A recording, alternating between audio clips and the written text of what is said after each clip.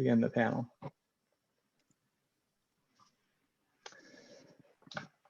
So welcome everyone in attendance to the 2021 Platypus Affiliated Society Convention.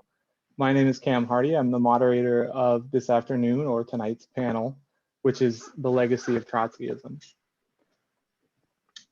We have 4 panelists here who are going to speak on this issue, and this is a version of a panel that we had previously done a decade ago with 3 of the same speakers. In 2011, we had a panel at our 3rd international convention entitled The Legacy of Trotskyism that was addressing how Trotskyism responded to Occupy and the financial crisis in that particular moment. So I'll introduce the panelists in the order that they're speaking. Our first is Professor Bryan Palmer, who is the author of many books on the history of the socialist movement, most recently, or I suppose it's forthcoming as we were discussing, a 2nd volume on James P. Cannon, who's the founder of the American Left Opposition, the Communist League of America, and the Socialist Workers' Party, and a major figure in Trotskyism. Next, we have Mcnair, who is a member of the Provisional Central Committee of the Communist Party of Great Britain, and the author of Revolutionary Strategy, which is a highly influential and interesting book. Our 3rd speaker is Wayne Price. Wayne is a revolutionary anarchist. Hi, Wayne. And is going to offer that perspective on this subject. And our last speaker will be Richard Rubin, who is a founding member of the Platypus Affiliated Society. Richard gave a series of lectures on Trotsky and Trotskyism for Platypus back in 2012, and I think he will be perhaps thinking about how he would give those lectures today in the talk that he gives. So our short panel prompt that we gave to the speakers addresses this, this shift in the time frame. The panel that we did in 2011 on the legacy of Trotskyism, the introduction specifically mentioned the Socialist Workers' Party of the United Kingdom, the International Socialist Organization in the United States, and the new anti-capitalist party in France as contemporary representatives of Trotskyism. Since 2011, all 3 groups have significantly declined or collapsed outright. The smaller Trotskyist sects, once a familiar sight outside socialist and trade union meetings, seem unable to replace their aging membership through recruitment and face the prospect of their long-term leaders passing away without a new generation prepared to continue the mission. The current generation of left activists, whether inspired by social democracy or the new social movements, seem to have bypassed Trotskyism entirely, in contrast to the 2001-2008 anti-war movement, for example, which drew heavily on existing organizations' experience and discipline. If Trotsky's foremost accomplishment was his political and intellectual opposition to Stalinism, this raises the question of what Trotsky and the Trotskyists have to say about our present circumstances. What is the relevance of Trotskyism for the left today? What has Trotskyism made of Trotsky's Marxism? And finally, is the collapse of Trotskyism a progressive or regressive overcoming?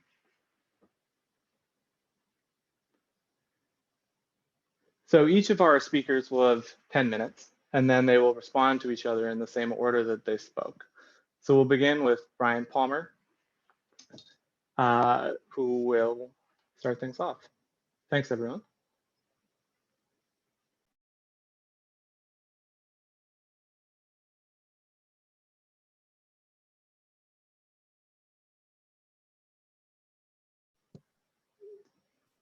Let me start over again.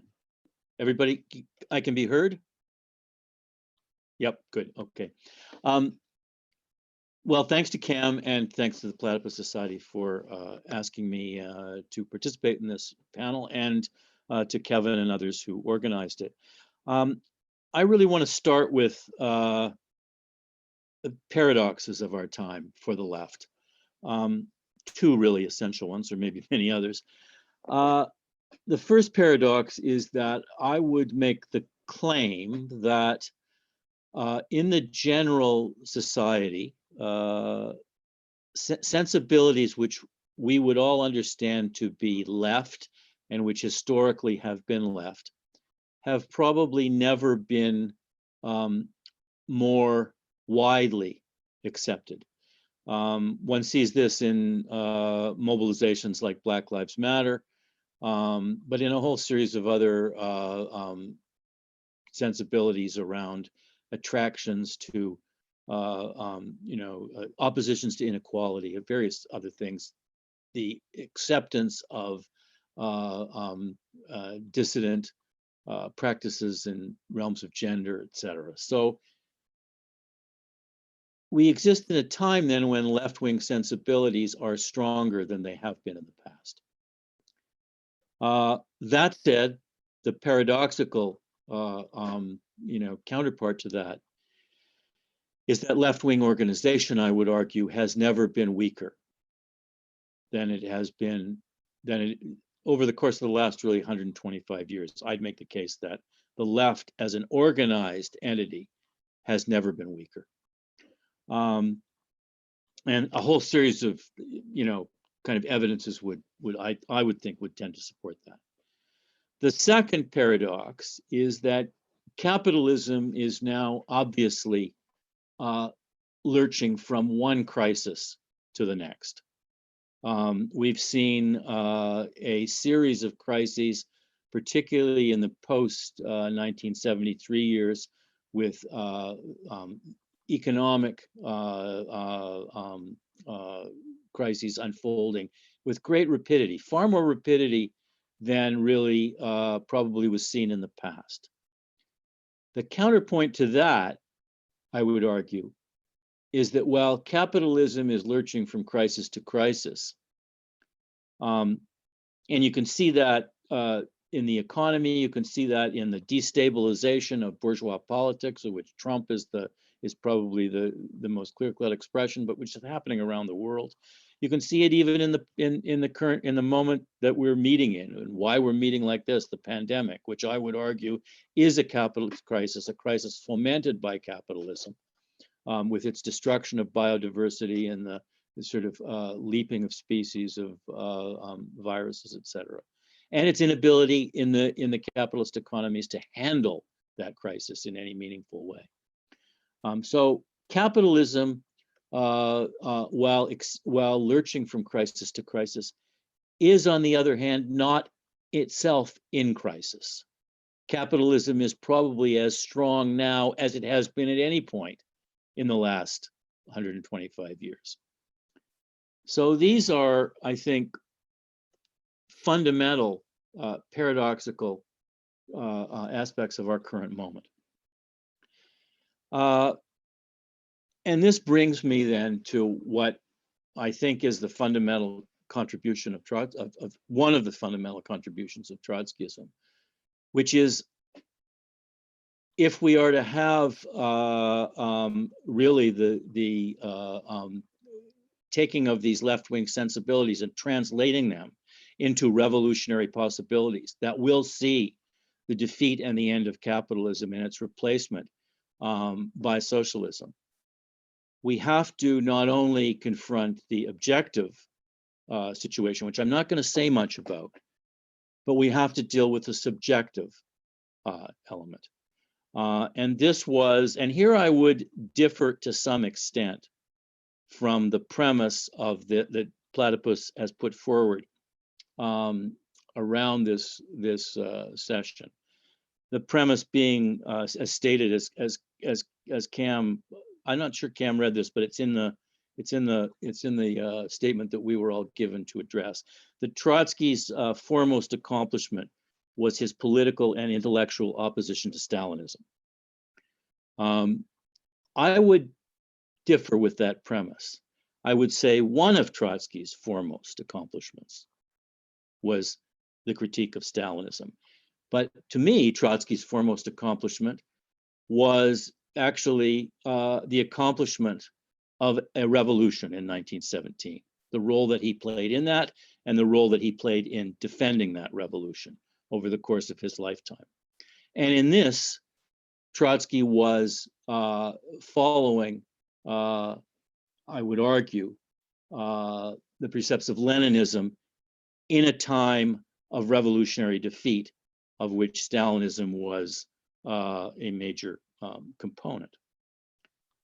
So when you put these paradoxes and this premise together, the task, it seems to me, of any of revolutionary Trotskyism at our current conjuncture is quite simply the necessity of rebuilding the possibilities of that subjective element in the revolutionary process, of rebuilding revolutionary organization so that it can actually translate sensibilities which have become in some place commonplace into something which is not commonplace, which is a revolutionary transformation of the current rotten social order, which is pregnant with the necessity of overturning it.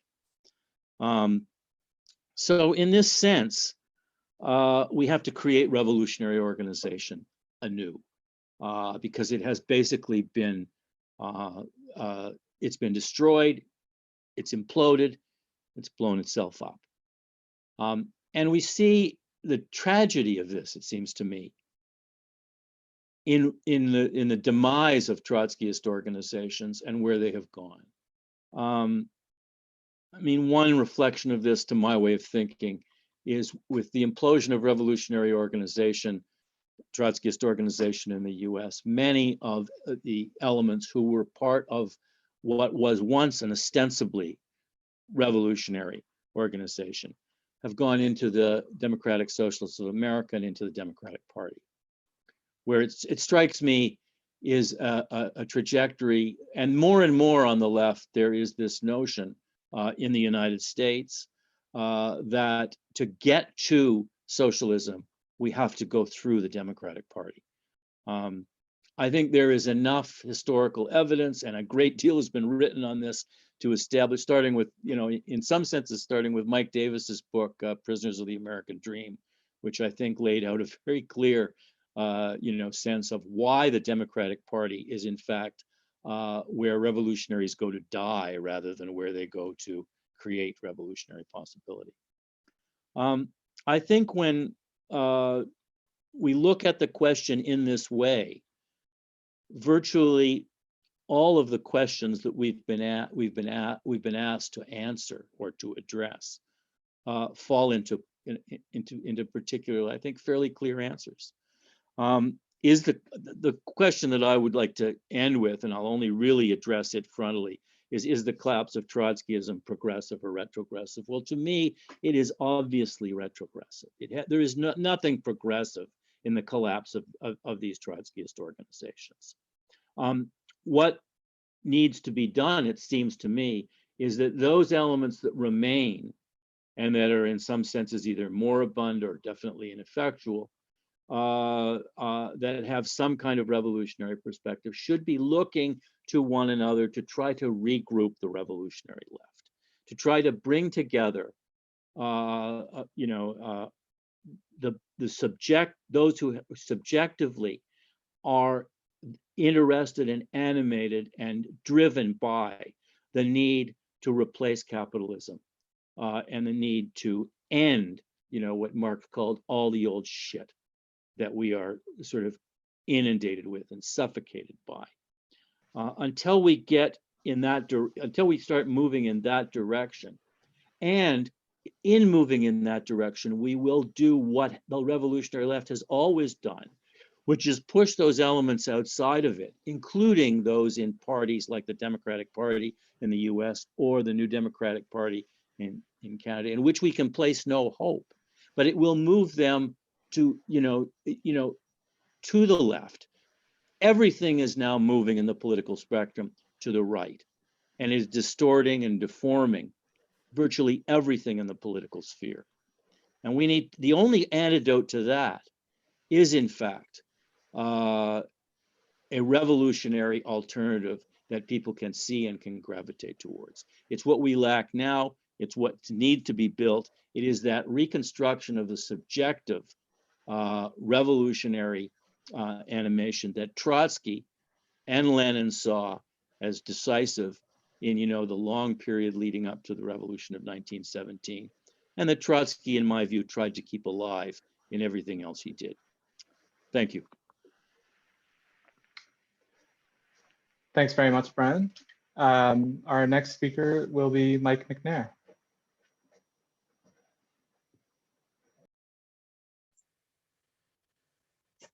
Thank you, Cam, and also thanks to Platypus for organising this event.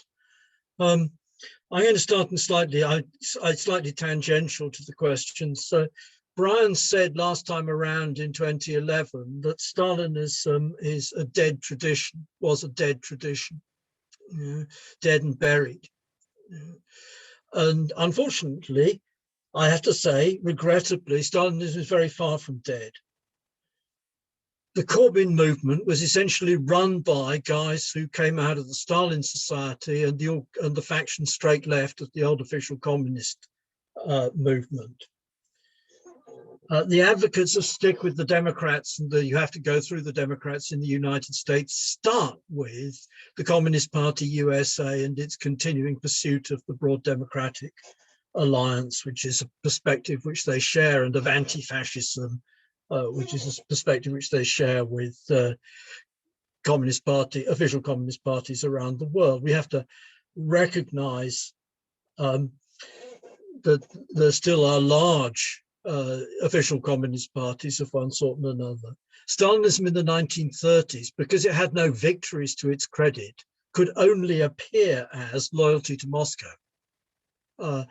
But 1941 to 48 gave victories which were apparently to the credit of the policy of Stalinism, and therefore we get Stalinist ideology and a fissile Stalinist movement, which has common features: socialism in one country and national roads to socialism, the People's Front and the Dimitrov conception of the United Front as requiring self-censorship in order to achieve unity, and the party monolith, the ideology of the militarized party and the imagination that the split of 1903 created a top-down militarized Bolshevik organization separate from the Mensheviks.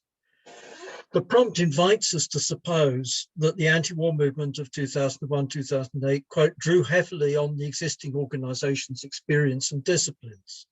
But the organizations referred to, the SWP, British SWP, the American ISO, the Nouveau Parti Anticapitaliste in France, had all traveled a long way towards Stalinism. The Nouveau Parti Anticapitaliste had been for at least 8 years more a Euro-Trotskyist organization, which conceived of itself in terms of the union of the social movements rather than of a perspective of a working class political party. The SWP and the ISO had traveled down the path of the party monolith and the top-down military bureaucratic centralism, and passed from that to Dimitrov's conception of the United Front and to the People's Front, the SWP already popular frontist organization at the time of the Anti-Nazi League in the 1980s. We have to add to this that Western soft Maoism has taken the long march through the institutions and emerged at the other end of it as advocates of political censorship in the name of intersectionalism and of the conflicts of interest among social movements and identity politics as a means which actually turns out to be political censorship in the interests of the capitalist class, as is clear both with the anti-Semitism furore in the UK and with the race and gender baiting of the Sanders movement in the United States. This is to leave aside all the big officials. So the reality, therefore, is there is still a large Stalinist movement, much bigger than Trotskyism, than the Trotskyist movement organizations were at their height. Second, I agree with Bryan entirely. Trotsky's significance is not merely as a critic of Stalinism. It's as a critic of Stalinism, who was also a central leader of the revolution of 1917, who was also the leading organizer of the Russian Red Army, and also played a leading role in the early Communist International. And secondly, as a critic of Stalinism, who attempted to maintain the tradition of the Comintern, the early Comintern, and that tradition in its turn attempted to maintain the strengths of the Second International while overcoming the weaknesses of the Second International.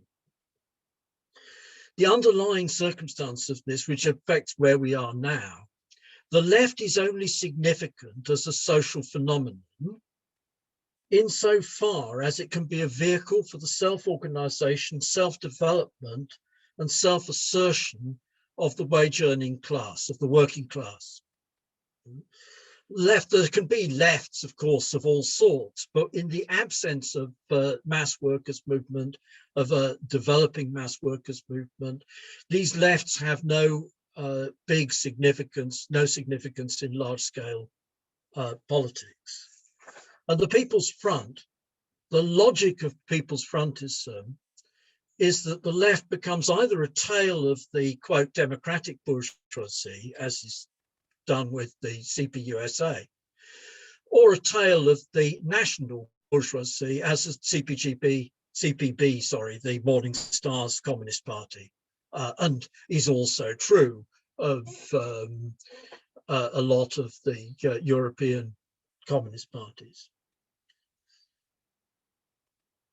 It's equally true, actually, of bureaucratic top-down centralism. The working class can mobilize, can use party organization if it has power over its local organizations.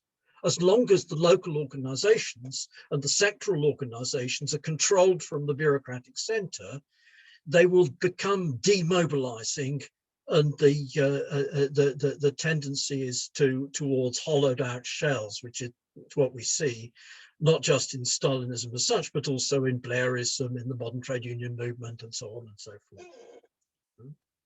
So Trotskyism, therefore, the Trotskyism of Trotsky still has things to say to us, that capitalism is a class order and will only be overthrown by a working class movement and the self-organization and self-development of the working class. That capitalism is a world system involving a structured hierarchy of states and will only be overthrown through the international action of the working class. And thirdly, that we need democratic centralism, not bureaucratic centralism.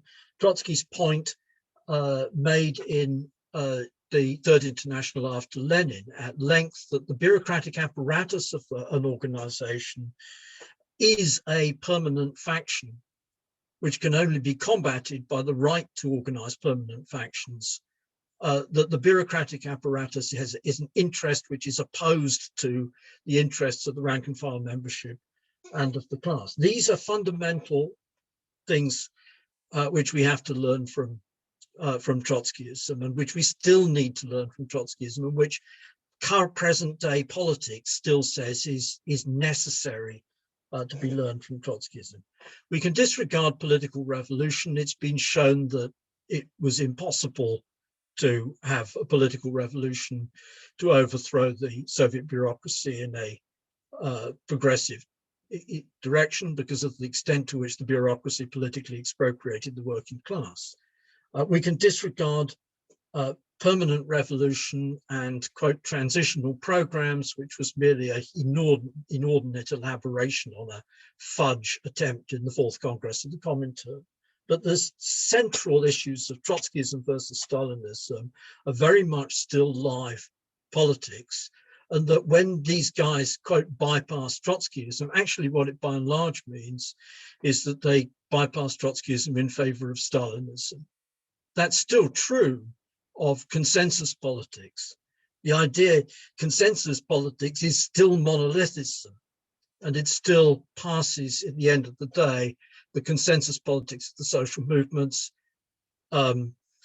left the Brazilian Workers' Party or the Italian Rifondazione or the London Mayor's Office in charge of the consensus. So my final, as briefly as possible, point, the ISO has collapsed. The NPA I'm not up to date on. I don't think it's actually collapsed. The British SWP is still trogging on and is still recruiting freshers and dumbing them down into SWP robot operations and training them up to be second-tier leaders and stuff like that. So I don't think that the story is quite a true story. What there is true is that there's political collapse.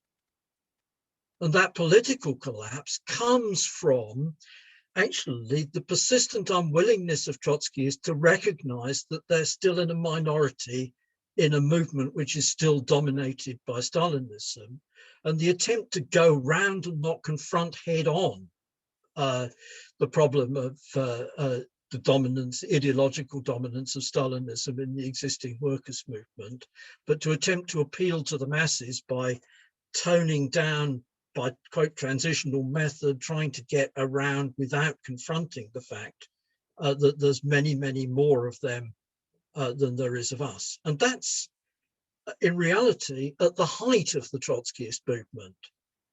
We had, say, 2,000, 3,000 in the British SWP, 4,000 odd in the Workers' Revolutionary Party, 5,000 in the militant tendency, and 20,000 in the old official Communist Party, and round about 100,000 in the Labour left, significantly influenced, as you can see by the character of the politics, by the old official Communist Party. Fabianism's died. Stalinism hasn't died, and precisely because Stalinism hasn't died, we can't say that Trotskyism has died. That's it. Thanks very much, Mike. Our next speaker is Wayne Price. Thank you for inviting me. It's been quite interesting hearing the previous speakers, especially Bryan, whose book I very much enjoyed. Now let me say some things about from my perspective. Years ago in high school, I became an anarchist pacifist, very much influenced by Paul Goodman, for those of you who remember his name. And this went on till went to college, where I met a fellow student, someone older than myself, named Jeff Macnair, who introduced me, who was a Trotskyist, an Orthodox Trotskyist, and who gave me a member of the Socialist Workers' Party at the time, and he gave me some literature on Spain, books by Felix Marro, and as well as on the Hungarian Revolution by Shane Mage.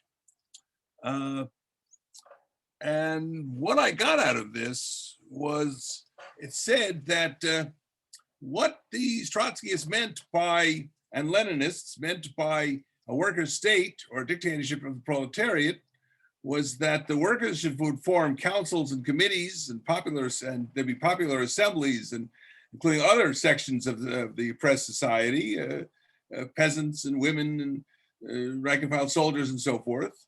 And these assemblies would affiliate with each other, associate with each other in some form, and that this would be the alternative to, connected also with a popular militia, an alternative to not only to authoritarian fascist type, monarchist type, Stalinist type states, but would be an alternative to the liberal democratic bourgeois representative democracy kind of states. And I read this and I said, hey, I'm for that. This made sense to me. And in fact, I'm still for that. I just wouldn't call it a state anymore. And I'll get into that in a while. This had a great impression on me. And there were other aspects of Trotskyism that I found fascinating and consistent with the libertarian socialist anarchist kind of approach that I had had up to that point, including especially the emphasis on not only just revolution, but that the working class, but that the key aspect of the revolution would be the most oppressed sections among the working class, the most marginalized, the most oppressed, the central role of such forces. The idea of those who came to see these points of view, revolutionary concepts, the most militant, organizing themselves in order to fight for their perspective, which was seen at that time I saw as a party. And other aspects that I thought the whole concept of emphasizing that the struggles for bourgeois democracy, for democratic rights, even if they were far away from immediate connection to class issues, were nevertheless things that should be fought for and were connected to the fight for socialism. And especially the concept of being principled in concepts, in overall approach, but being tactically flexible. Concepts of the united front and critical support and similar concepts, which were, and to this day, I find, lacking in, for example, the libertarian Marxists, whom I'm otherwise attracted to. All these things were very attractive to me. On the other hand, Mcnair was very disappointed. He's now the head of the Socialist Action, one of the Trotskyist groups. After the Socialist Workers' Party vanished up its own whatever. I just couldn't understand even the concept of degenerated worker state, foreign worker states, that because these countries had had workers' revolutions, rather because Russia had a workers' revolution, which established nationalized property, and then the workers lost all power and control over the state, but nevertheless the nationalized property continued, and then it spread to other countries which didn't even have workers' revolutions. Somehow these were all workers' institutions and workers' states and so forth and so on. It was not so much that I thought it was wrong as that I thought it made no sense whatsoever.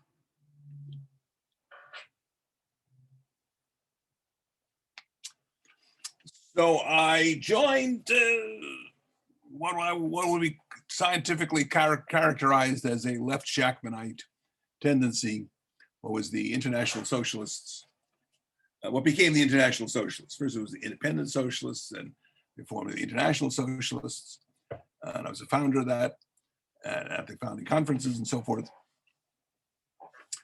And we stuck to this major, we were impressed by Trotskyism, but nevertheless bothered by it as a barrier to the basic statist aspect. Essentially, Trotsky is carried on the basic Marxist conception that the road to saving society, for the workers to have power, is to for the workers to have is through the state, either by democratically being elected to take over the existing state, the reformist perspective, or by overturning the state, smashing the state, and creating a new state. And if we define state as a bureaucratic, military, socially alienated machine above the rest of society, if we use that definition, which is essentially the definition of Engels, then how the workers could use this or be part of this, as opposed to the self-organization of the working class and the oppressed through the councils and so on. So that didn't make any sense. And it only made sense if one assumed that it wasn't simply that the workers would take power, but they would be taking power through somebody would be taking power for them. And this was the problem with the party, that we were for self-organization of the workers and the most advanced and revolutionary aspect of the workers, but not for this organization aiming to take power for itself, to rule over the workers or to rule for the workers, be political for the workers, comparable to the representative democracy that we have under capitalism, where we choose somebody to go to a faraway city to be political for us. Well, this is having somebody for us. And even the Shachtmanite tradition of the people who rejected Trotsky's theory of the that the state continued to be a state of the workers. Even they believed that under Lenin and Trotsky, when the workers themselves finally had no power, when it was just the rule of the party that made it somehow workers' power, that the party led to the rule of the workers. And then they believed that even when the party was unable to rule, that when the bureaucracy began under Stalin, they're picking a turning point of, say, 29, when the state became a center of capital accumulation, or 34, or afterwards, when it thoroughly exterminated those who had connections to the old, to the revolution. Either way, it somehow remained a workers' state up until a certain point, even though the workers, even though Stalin was now in power, the bureaucracy was in power, but up until a certain point, it should be overthrown, but nevertheless was still a workers' state.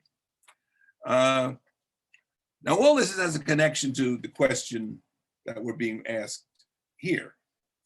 What happened to Trotskyism? Why is Trotskyism not doing so well? We're being asked. And I don't think it's simply Trotskyism. It's the revolutionary left that's not doing well. To single out Trotskyism as opposed to, say, Maoism or whatever is, I think, a mistake. It's not that Trotskyism is not doing well. It's revolutionaries are not doing well. Revolutionary organizations are not doing well. And I think there are several reasons. One is that it's a mistake to compare the current state of the left with the state of the left, say, at the end of the 60s or 70s. Because when the last big radicalization began, that of the 60s, it began on a fairly moderate level. If you think back on SDS and the Port Huron statement and so forth, it was, I'm talking about the United States. I really don't know much about Britain and about zilch, almost about France. So I'm not going to talk about what I don't know about. When it began, it was the SDS was in fact initiated by, it was the youth group of the League for Industrial Democracy, which was run by ex-Shachtmanites and Michael Harrington. That is, it began on a level that was not all that different from DSA today. And its program was to work with the Democratic Party. So after all, this is a very conservative country with a conservative working class and a very low level working class struggles, which even though there's been upsurge now, is still limited as compared to Europe.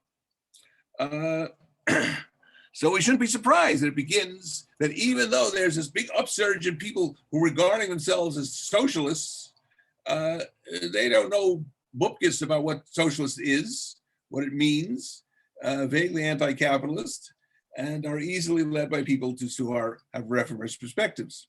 So that's one major factor, as opposed to going into more sophisticated things.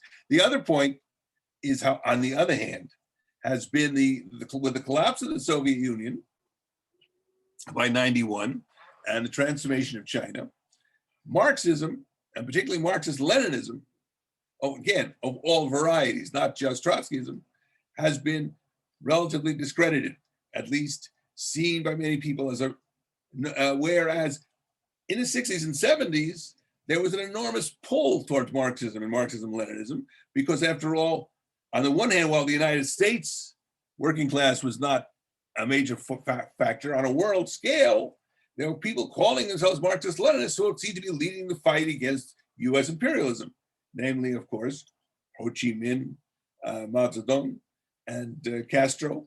There was a big pull towards Marxism and Leninism, and a pull that benefited, of course, all the Maoists and Castroists and so forth, but also all of whom, had this traction in that direction. We could talk to people and say that this isn't what Marx meant. Marx meant the working class, etc. They didn't care, by and large, just didn't care about that. And even we, who were not attracted to these regimes, were still pulled by the revolutionary struggle, the revolutionary impact, and the impact of Marxism. Of course, we don't have this now. So on the one hand, the international revolutionary upheaval, although there has been signs of all kinds of things from the Arab Spring and so forth, or what's going on in Myanmar, or all over the world, and the general strikes in France and whatever. Nevertheless, it doesn't have the same kind of pull. And on the other hand, there is a revulsion, whereas instead of an attraction, a revulsion against Marxism, Leninism, which is seen as connected to Stalinism. And about a great point that that Mike made about the large scale, that there are a lot on the left who are Stalinists, is part of the fact of turning people away from that. So in the United States, the socialist movement, those who regard themselves as socialists, are clear, oh, we're democratic socialists. And on the other hand, the growth of the anarchists movement, again, people not know. Now, even those who regard themselves as anarchists, and one should note, fits what I'm saying in general, in that most of them do not regard themselves, or are not, whatever they may call themselves, are not revolutionary. Think that their main strategies tend to be building alternate institutions and participating in demonstrations, basically alternate institutional kind of approach, different lifestyle, and creating and gradually building up something that will at some point replace the state and capitalism. Wayne, I'm going to ask you that. I'm just going to say, sorry, that's time, just so we can have enough time to get the questions and answers in there. I haven't been keeping track. I apologize. Yeah, and we can get back to some of that in the responses. I'm sure the legacy of the new left and the relative strength of Marxism, Leninism will come up again. So Richard Rubin from Platypus will be our next speaker. Can you hear me and see me? Mm-hmm. Okay. 3 vignettes. The first one. I am in high school and I live in a suburb of New York City. I've taken the train into the city for the day. I'm with a friend from high school. While exploring the Strand bookstore, I come upon a 3-volume set of Deutscher's biography of Trotsky. I know the name of Trotsky, but not much about him. A powerful impulse compels me to spend the money I have on it, which leaves me with some pennies left over. I have to borrow money from my friend to pay for the train back to the suburbs. My friend is very annoyed. I do not care. I'm immediately enthralled by the biography and cannot put it down over the next couple of days. The second vignette. I have gone into the city on a weekend. This time it is to attend a DSA conference. I'm also with a friend, a different friend from the first vignette, who, like me, has an interest in socialism. At the door to where the conference is taking place in Lower Manhattan are 2 members of the Spartacist League selling Workers' Vanguard. One is an older white man and the other a young Black woman. They are arguing with the DSAers. I gravitate towards the young woman because she seems the friendlier of the 2, and also I'm an adolescent male because she's quite pretty. She strikes me as both intelligent and rational. I end up not only buying a copy of WV, but I'm also late returning to the conference because I'm talking to her. It is not that I agree with her, but I feel that I cannot simply dismiss what she says. On the train ride back to the suburbs, I read the copy of WV I bought. My friend tells me how crazy those people are. I know, however, that I do not find it crazy, and I begin to wonder whether I'm crazy not to find it crazy. Third vignette. A few years later, I'm now in college. The Soviet Union has now collapsed. I've met Chris Cutrone, and there's a Spartacist youth club at Hampshire College. We sell the paper on the steps of the library to our fellow students. I do not really feel comfortable doing this, and I quit. The Sparts want to have a political argument with me. My real motives are vague and existential, but I do not feel able to say this. I'm tempted to say that I'm just too lazy to sell the paper, but instead I more creatively say that I'm quitting because I have become a centrist. This answer astonishes them. We call people centrist, they say. No one has ever self-described as a centrist before to us in the entire history of the SL. A peculiar argument then ensued in which they insisted that if I knew that I was a centrist, that I must be a left centrist. I, however, insist that I am a right centrist. Perhaps I should add at this point that the Spartacist Youth Club was not my only leftist involvement at Hampshire.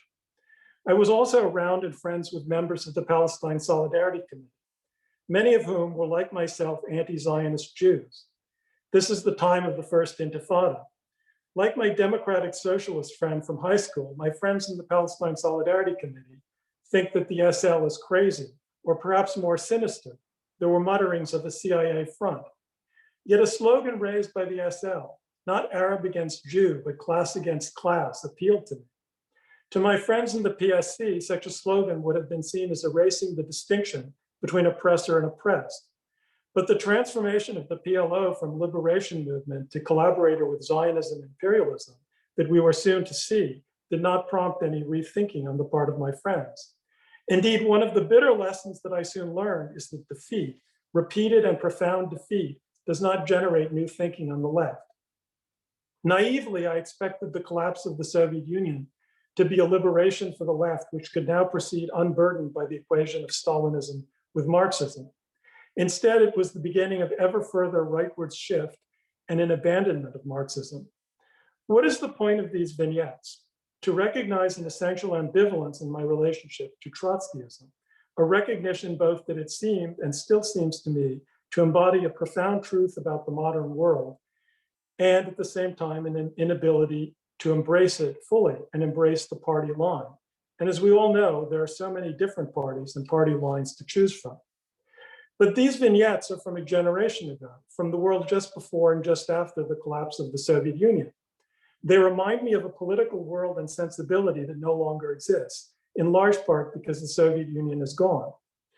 The panel description, which was given to all the panelists, ended with the question, finally, is the collapse of Trotskyism a progressive or regressive overcoming? Progressive or regressive overcoming is platypus jargon for good or bad thing. My answer is the latter. The collapse of Trotskyism is a bad thing because it represents the disintegration of the memory of the Bolshevik Revolution. Trotskyism as a political movement was stillborn. It emerged from defeat and was never able to overcome the conditions of that defeat. Even if it never was in a position to act on its revolutionary hopes, it nonetheless carried forward the memory of revolutionary Marxism. What is being lost with the disappearance of a sectarian landscape is in fact the need and possibility of confronting a series of questions. Generations are coming who will not even know how to ask. After he'd written his trilogy on the long 19th century, from 1789 to 1914, Eric Hobsbawm, many years later, added a volume on the short 20th century, 1914 to 1991. He called it the Age of Extremes. A full generation has now passed since the end of the Age of Extremes. If I were to write a fifth volume and give this latest period a name, I would call it the Age of Disintegration. We who live in this latest age and seek an understanding of it and a way out must look back to the short 20th century to understand the shallowness and confusion of the present. Trotskyism, despite the problems it raises and its limitations, I argue offers the best guide to understanding this period in its totality. The horrors of the short 20th century, of two world wars, of the Gulag, of Auschwitz and Hiroshima, is rooted in the failure of the short 20th century, Hobsbawm's fourth volume, to fulfill the promise of the long 19th century, the earlier three volumes. W.E.B. Du Bois said that the problem of the 20th century is the problem of the color war. With all due respect for the importance of racism and struggles against racism, I would suggest that it was actually the question of Stalinism that has determined the 20th century. At the heart of any attempt to think through the 20th century must be a confrontation with the meaning of this phenomenon. On the one hand, capitalism was overthrown and the bourgeoisie expropriated in large parts of the planet. On the other, the societies that emerged can hardly be considered models for liberation. The true legacy of Trotskyism depends now not on its ability to change the course of world history, a task it clearly failed miserably at, but on its ability to offer a convincing explanation of what went wrong. If one rejects this Trotskyist explanation, I think that one must conclude that the Bolshevik Revolution and subsequent attempts to imitate it were a tragic error. I think furthermore that with that rejection of the Bolshevik Revolution comes a rejection of revolutionary Marxism itself. If the history of real existing socialism and a legacy of one degenerated and about a dozen, quote, deformed worker states is depressing, then so is the history of democratic socialism to anyone who seeks from socialism not merely some amelioration of the brutality of capitalism, but an actual overcoming of it. It is a great merit of Trotskyism that it understood these two problems to be interlinked. The failure of the revolution in Germany and its degeneration in Russia are understood to be parts of a single problem, the decay of capitalism, and the failure and delay of the world revolution. I'm very aware that I'm speaking to a young audience now. Most of you do not remember or were not even born when the Soviet Union ceased to exist. I'm also aware that Trotskyism tends to evoke the greatest inner resistance of all parts of platypus pedagogy. Partly this is because it most directly raises the question of politics, but it's also because it raises so directly the problem of what in platypus is called regression. To take Trotskyism seriously, one must accept the scandalous and terrible idea that the world we live in is a monstrous historical accident. The central Trotskyist claim is a counterfactual. This is both the difficult and valuable aspect of Trotskyism, that at its best, it has been a great critic of the left, understanding the stakes of revolutionary consciousness and the consequences of the possibility of defeat. The most pernicious of the consequences of defeats being that they undermine revolutionary consciousness and thus generate more defeats. We live in a world whose political contours are fundamentally molded by the political defeats of the last century. Because of time constraints, I've not in these opening remarks been able to address many things that I wanted to. I've not discussed what used to be called the Russian question and state capitalist theories, for example, theories that I consider evasions of reality, nor have I addressed the way the New Left profoundly affected and transformed Trotskyism in ways that I consider mostly bad. I would like to make a brief observation, though, about the importance of Trotskyism's ambivalent relationship to democracy.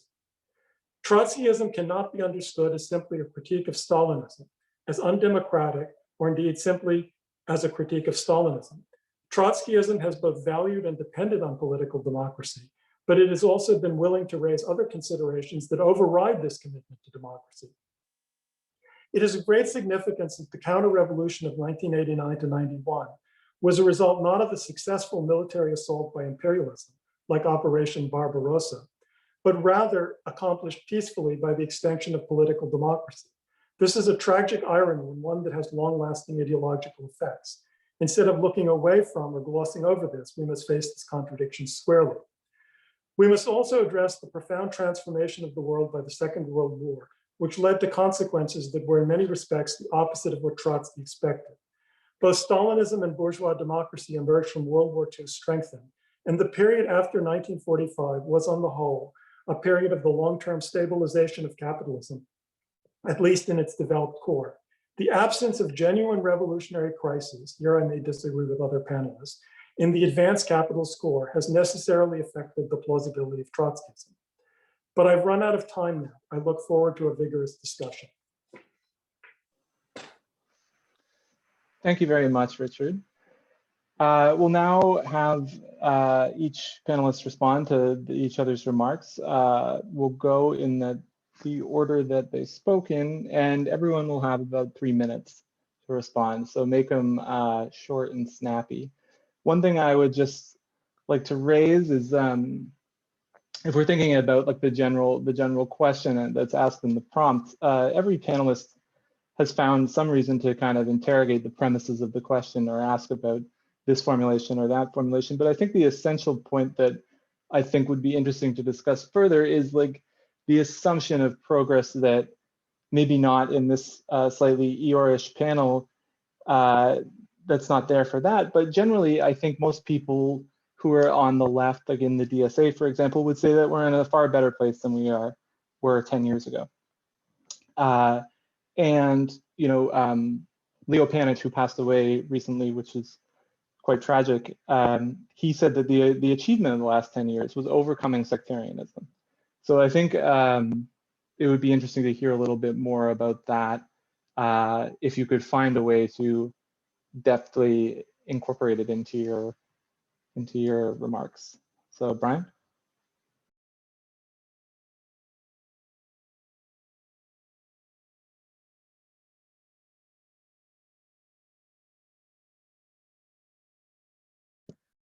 Okay, better? Yeah, well, addressing what everyone said and dealing with what you wanted dealt with, Cam, is probably far more difficult than the talks we were first all giving. I'll start with Mike's talk, and I think where we agreed on a lot. I had long ago forgotten what I said in 2011, so it's for Mike to recall that I said that Stalinism was dead. I'll respond to that briefly. I didn't, of course, mean that Stalinism as a residual and actually important element was dead and finished, because clearly, especially globally, it is definitely not dead in the sense that it's expired. It's, however, expired in the sense that it's long past, in my view, its best due date.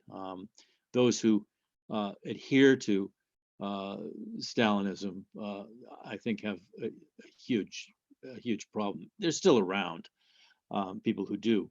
I do think that Mike might have exaggerated this, however, in the sense that he looks at the influences and sees Stalinism, where in fact I see far more of the left and the disintegrating left gravitating not so much to Stalinism but to liberalism.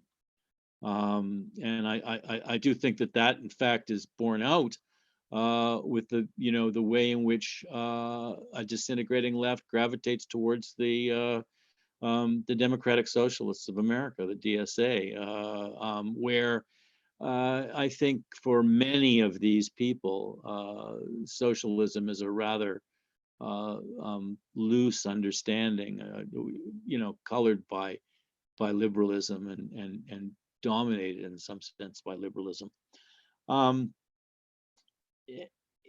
In that, I would come back to the point that Cam wanted us to. My friend Leo Panich said that the accomplishment was the overcoming of sectarianism. I really don't see that sectarianism has been overcome. And in my experience, on the far left, I have often found that there are none so sectarian as the very committed non-sectarians. And we see this just recently in that Cam passed on to me just before this session a piece in These Times written by some old guard Shackmanite types in the DSA.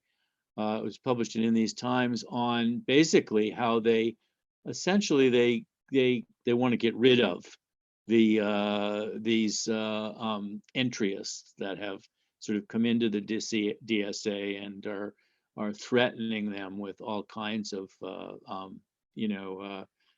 pushes to the left. And I agree with Cam entirely, is that if you talk to people who are involved in the DSA, they do think these are the best of times for socialists. And yet anyone to their left, they want to squash.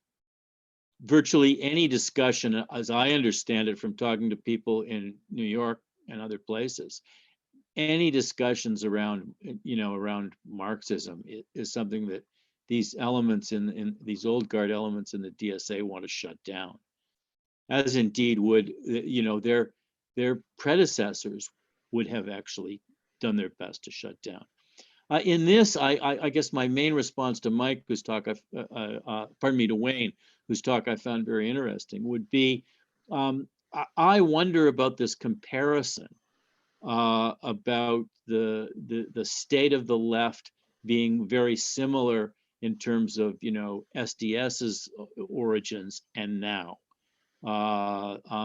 It may be similar in terms of the inchoate and fairly fuzzy sort of programmatic orientation, but here's the point: out of the sort of implosion of SDS came a whole series of developments in which people gravitated away from the fairly liberal beginnings of the new left, as espoused in for instance, the Port Huron Statement, which was written when, in 63, 62 or 63.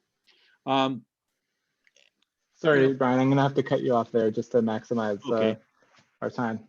Thank you, John. Mike, you're up. On mute. okay, my understanding of the situation as far as the persistence of Stalinism is concerned is actually that there's some revival. There's a significant revival of the use of Soviet iconography by younger generation of the left. And in a section of the left in London, at least, and elsewhere in England, has actually embarked on trot hunting. And this is kids, this is guys in their 20s who were not born when the Soviet Union fell. So that my conclusion about that is that actually the Stalinists are doing better at reproducing themselves than the Trotskyists. And as far as Panich is concerned, my understanding again is that when people talk about sectarianism coming out of the academic left, they mean Trotskyism. It's the overcoming of class politics in favor of populist politics, which is the, quote, overcoming of sectarianism, unquote. And that's there, and it's there essentially because of the extent to which the left, I've written about this elsewhere, but that the left and the Trotskyist left, as well as the broader left, has become so much dominated by the ideas of the US civil rights movement and the periphery to the center, which is actually a Maoist concept, and that it's the most oppressed who will take the lead, and that so on and so forth, that this actually then turns into just giving license to a whole set of guys who are mountebanks of one sort and another, who are actually associated with the capitalist class, and to no platforming directed against the left. Yeah, and directed against anything which is substantially critical of the Western alliance system, US policy, and so on and so forth. So yes, this is liberalism, but what sort of liberalism? It's not the liberalism of the 19th century. This is censorious liberalism. And it's a liberalism which places the People's Front at the center of what its justification of liberalism. It's a liberalism which places the alliance of the different sections of the oppressed there in order to justify discrimination in favor of the capitalist elite. So there, I think there is a substantive difference. As far as I just had one point on Wayne's point, which is, I think the problem with the party question is posed. Why the party question is posed is because you need conflicting views.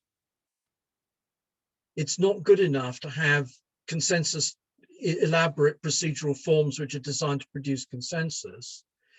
And the state is posed as an immediate thing because Paul Cockshott proposed that everything should be decided by referendum, which could be done by electronic means with the right of initiative. And my response to that is, yeah, I'm going to wake up in the morning and find 25 million in the world socialist state, and I wake up in the morning and find 25 million emails in my inbox to be decided on. We need mechanisms to narrow down the range of choices. And those mechanisms, it's not quite the same thing as the state. The state is a matter of the coercive subordination of capitalist gangsters. But we need procedural mechanisms which allow us to take decisions which are going to involve delegation of authority. That's it. Thanks very much, Mike. Wayne? Yes, to Bryan, I'm not saying that the current situation is precisely the same as it was in the 60s. I'm pointing to certain similarities, that's all. Obviously, there are major differences, and I pointed to some of the major differences, particularly where then the growth of the anti-imperialism of the oppressed nations, which were led by Stalinist and nationalist leaderships, and today with the collapse of the Soviet Union, the change in China, and so forth. These are major differences in terms of consciousness, in terms of what socialism is, and so forth. And that affects the issue here, what we're talking about. Trotskyism's inability to break from Stalinism, which that is to break from Leninism, to break from the idea of the single party state, to break from the idea of minority ruling, to break from the idea that the solution is through establishing a state.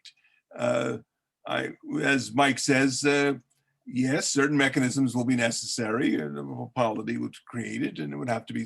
I talked before about the idea of workers' councils and so forth, the federations, as I see the economy being replaced in capitalist economy by networks and federations of self-managing enterprises and communes and so forth.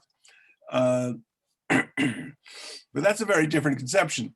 It will be very, very difficult to counter the DSA type, the move towards liberalism and so-called democratic socialism, to counter that without taking a clear stand against the authoritarianism of the left, both the traditional authoritarianism, the belief that the state is the solution, because don't forget the Social Democrats will agree with the totalitarians, and that they believe that the solution is, again, through the state. They're going to elect somebody and so forth, in their case, operating through the Democratic Party, although I think it was Mike who pointed out that that's quite in the tradition of the CP Stalinists, the pro-Moscow wing of the Stalinism. As we can remember, even back in the 60s, in the anti-war movement, how much the pressure was to collaborate with and work with the Stalinists, work with the Democratic Party.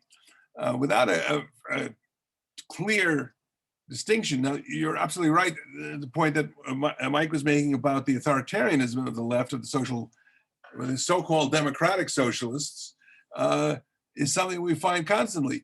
And particularly in dealing with right now, the Democratic Party is whipping up hysteria over the right-wing attack on the Capitol building and so forth, which I agree was a horrible thing. And was a sign of the growth of the right wing.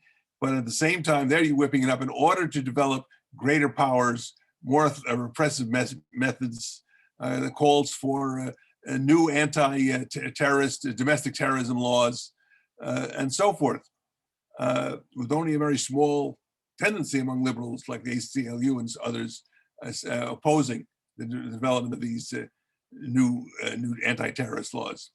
So there's an authoritarianism, there's a need to be against the authoritarianism, and it's impossible to make a revolutionary stance that isn't very clear on this. And anything that is picked up by people as saying, oh, we want to go back to the old Soviet Union, we want to go back to the one-party state of Lenin and Trotsky, is not going to sell, I think. And it makes it very hard for us, because as was pointed out, it's quite true, that the Social Democrats have also had a terrific failure. How am I doing on time? You're actually just running out of time there, Wayne. Well, in that case, I will stop. Thanks very much. Richard?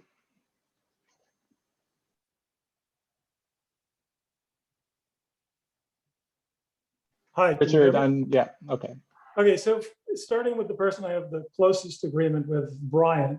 So I think that in a way you're much too optimistic, Bryan, about progressive changes. Like, it's true that within certain social attitudes around race, gender, et cetera, there have been changes. I don't think we're living in such a progressive era. I think we're living basically in a conservative and reactionary one.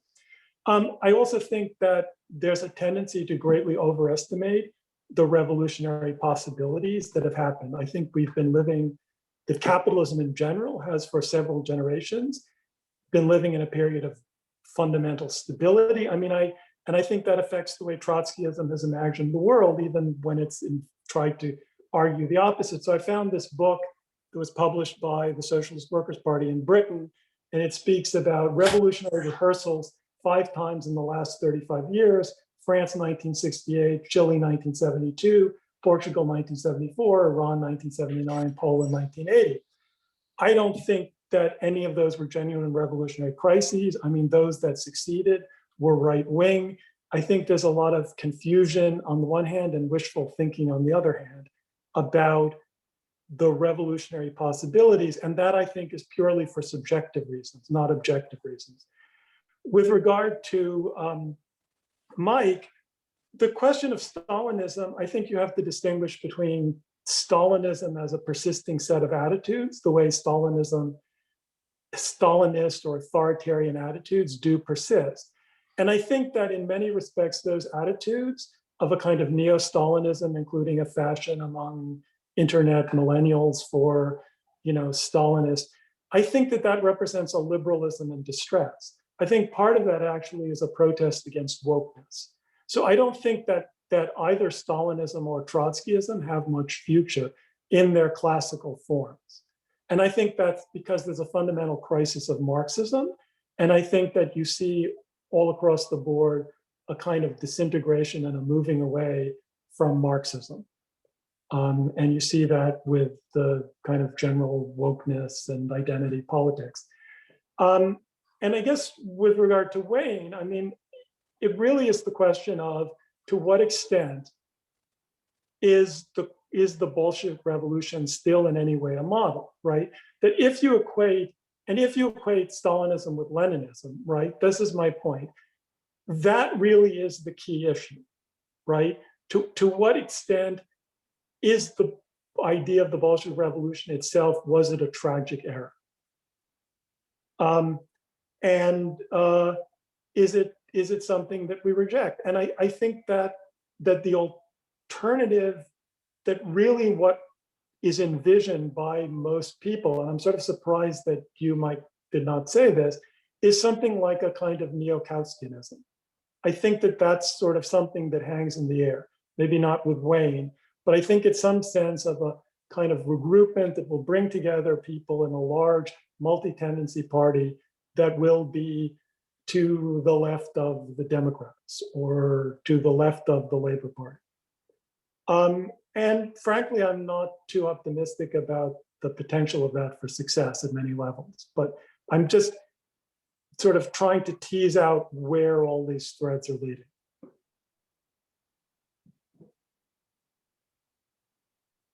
Question and answers, maybe? Yes, thanks very much, Richard. We will move on to the questions and answers. Our first question will be from Aaron.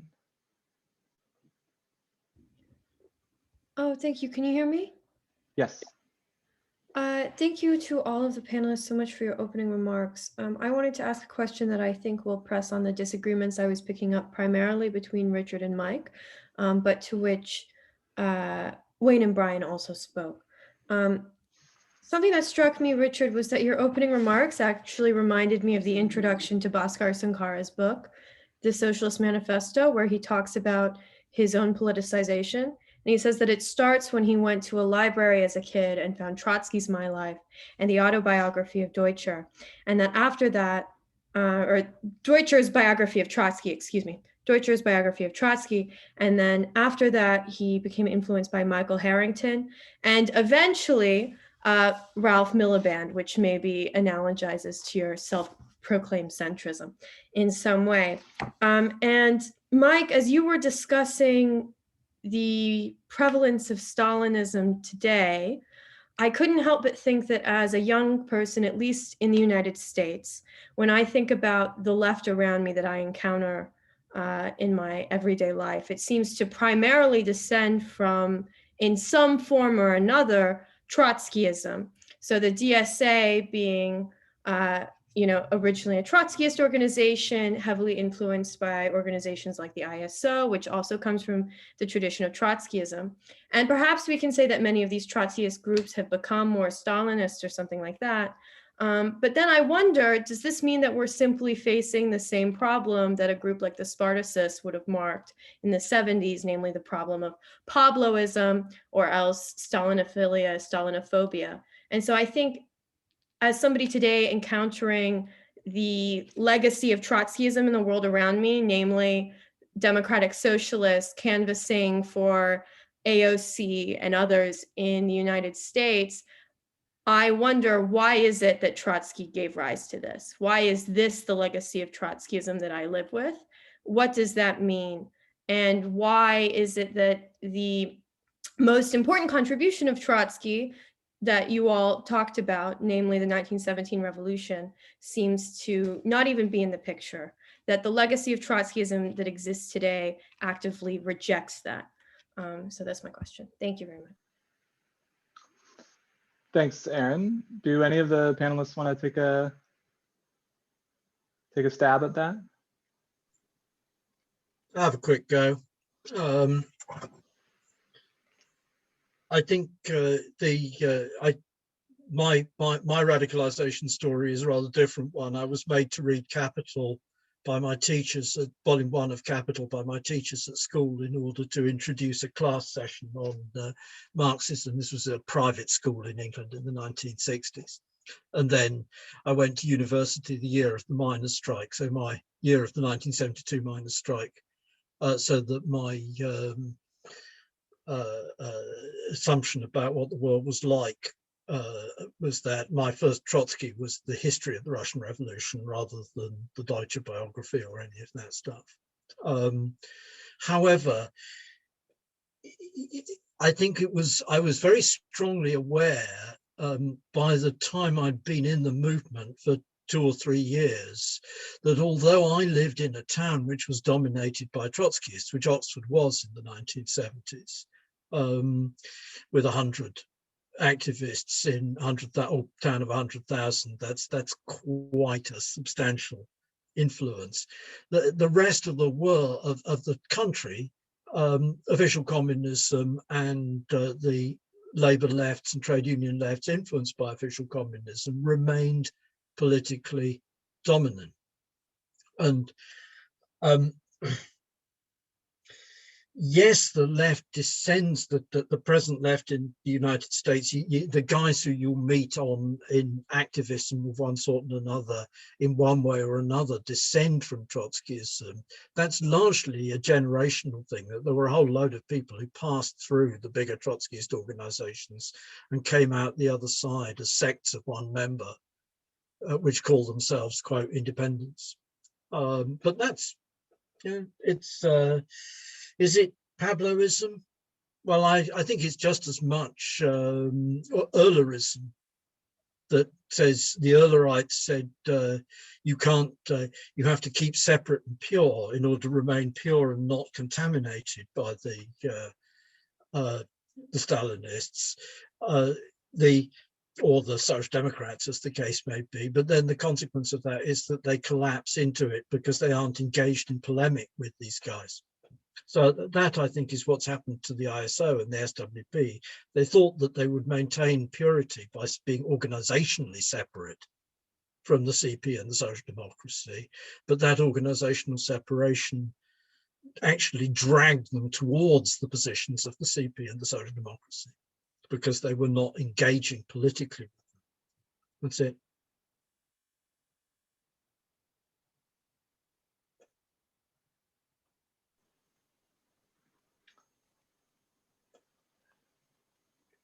If I can say something in response to the previous speaker, it's up until quite recently, this one definite dividing line, a difference between those coming out of the Trotskyist milieu in one sense or another, and those coming out of the Stalinist milieu, was that the Stalinists would work inside and with the Democrats. And the Trotskyists drew a line. They would not support Democrats. And that included not only the harder and orthodox Trotskyist groups, but also the softer ones, so to speak, those coming out of the Shachtmanite, Draperite tradition, the ones that the speaker Aaron cited, who ended up well. One of the big divisions there was that some of them moved into the Democratic Party, but the ones that regarded themselves as revolutionary, the people who became the Solidarity or the people who became the ISO, would not. And this has been changed in the recent past, where these types have both revolutionary sorts, the ones around Quashana, what's her last name? The one from California, the group that joined the Democrats in order to support Biden, as well as the Kim Moody and the these other socialists, Solidarity and so forth, which supported. Kim Moody wrote a whole article saying why he kept his own position of being for Labor Party and being against working with the Democrats. That he engined, just to mention in passing, that he supported Labor for Bernie. So that's been a big change. Now, what causes it has to do with the pressures moving in things in that direction. The very last election, of course, we had on the one hand the horrors of Trump, and on the other hand the attractiveness of what seemed to be successes of the Democratic Socialists inside the Democrats. And these are the broad immediate tendencies. I would, hello? Got you. Okay, I can't tell people here. I would question the question of independence of the Democratic Party. I mean, on the one hand, you know, a lot of groups like the ISO, I would say, is kind of left appendages to the Democratic Party for a long time, even when they were nominally independent. In other words, and you can be just as sectarian outside of the party. I mean, you know, in the United States, you have the Green Party. The Green Party is kind of effectively a kind of left pressure group on the Democrats. And I would say, like, the move into the Democratic Party is in some way a kind of recognition of the true character of what a lot of the left has been. So I think that what's more striking about the present is not the being in the Democratic Party as opposed to a kind of pseudo independence of the Democratic Party. It's more about the kind of crisis of an illiberal liberalism. In other words, it's the limit, people feeling the limitations of a kind of left social democracy, which persuades itself it needs to go into the Democratic Party to accomplish anything. So I feel like what you can, you know, the people call themselves, well, revolutionary. I mean, that was the point about my joke about the being a centrist, right? That there was some way in which, even as this young person, I recognized that if being a revolutionary just meant being a part of this sect, and that if I didn't join that sect, then maybe I was not a revolutionary, that even if I still thought that a revolution and socialism would be a good fit, right? There are lots of people who in practice are reformists, but aspire to the idea of socialism. It's very easy to do. It's a very obvious and perhaps rational temptation if you see no other choice. So I think that this idea, well, suddenly that everybody's collapsed into the Democratic Party is an illusion. I mean, I think that it's just that people see what has already been the case. I mean, Bhaskar Sankara was mentioned. I mean, Bhaskar Sankara's great innovation, as far as I can see it, was to split the difference between like the classic Carringtonite DSA and the ISO. So you have a new DSA that is kind of ISOized, but it's in the Democratic Party. And for all practical purposes, it's just liberal Democrats in practice, whatever people aspire to. I mean, and I'm not trying to be critical of that, because it's easy to be critical of that. I mean, it's easy to say, well, you're never going to get socialism by going into the Democratic Party, right?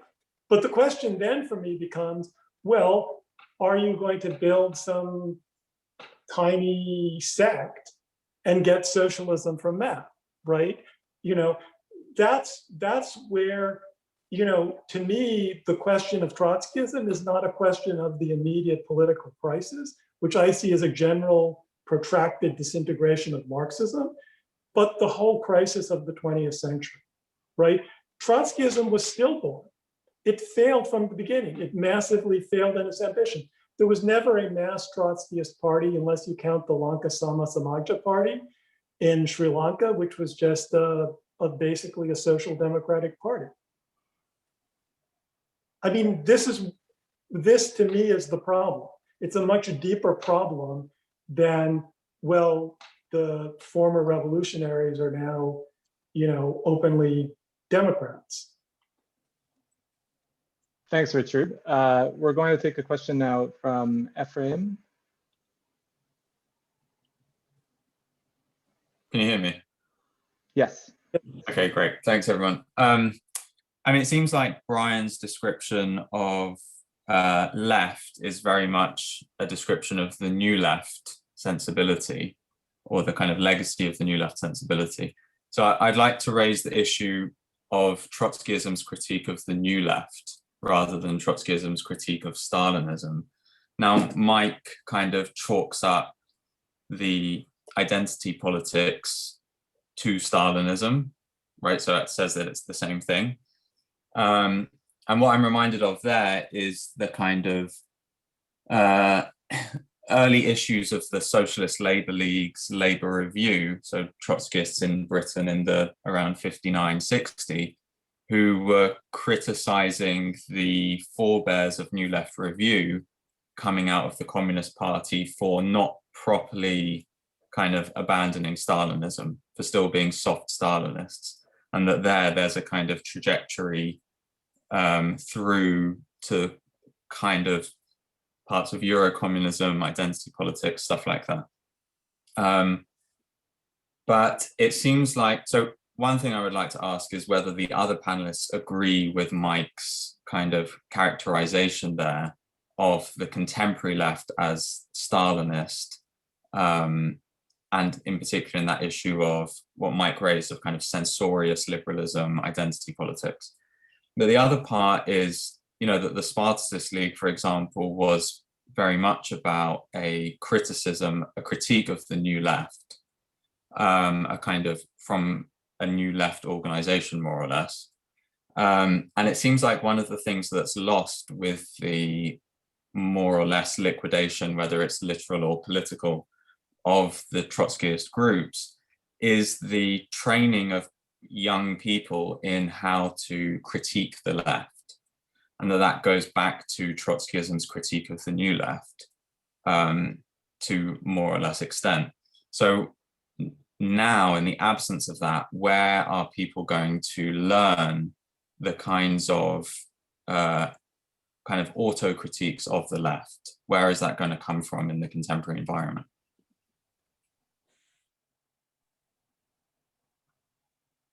I'll take a stab at that. I mean, I don't agree that identity politics is really Stalinism. I think that that's a simplification of the problem. I think it's more a crisis of liberalism, and again, a crisis of faith in a universalist politics, whether liberal or socialist. I think that the question of the new left, I think fundamentally Trotskyism capitulated to new leftism.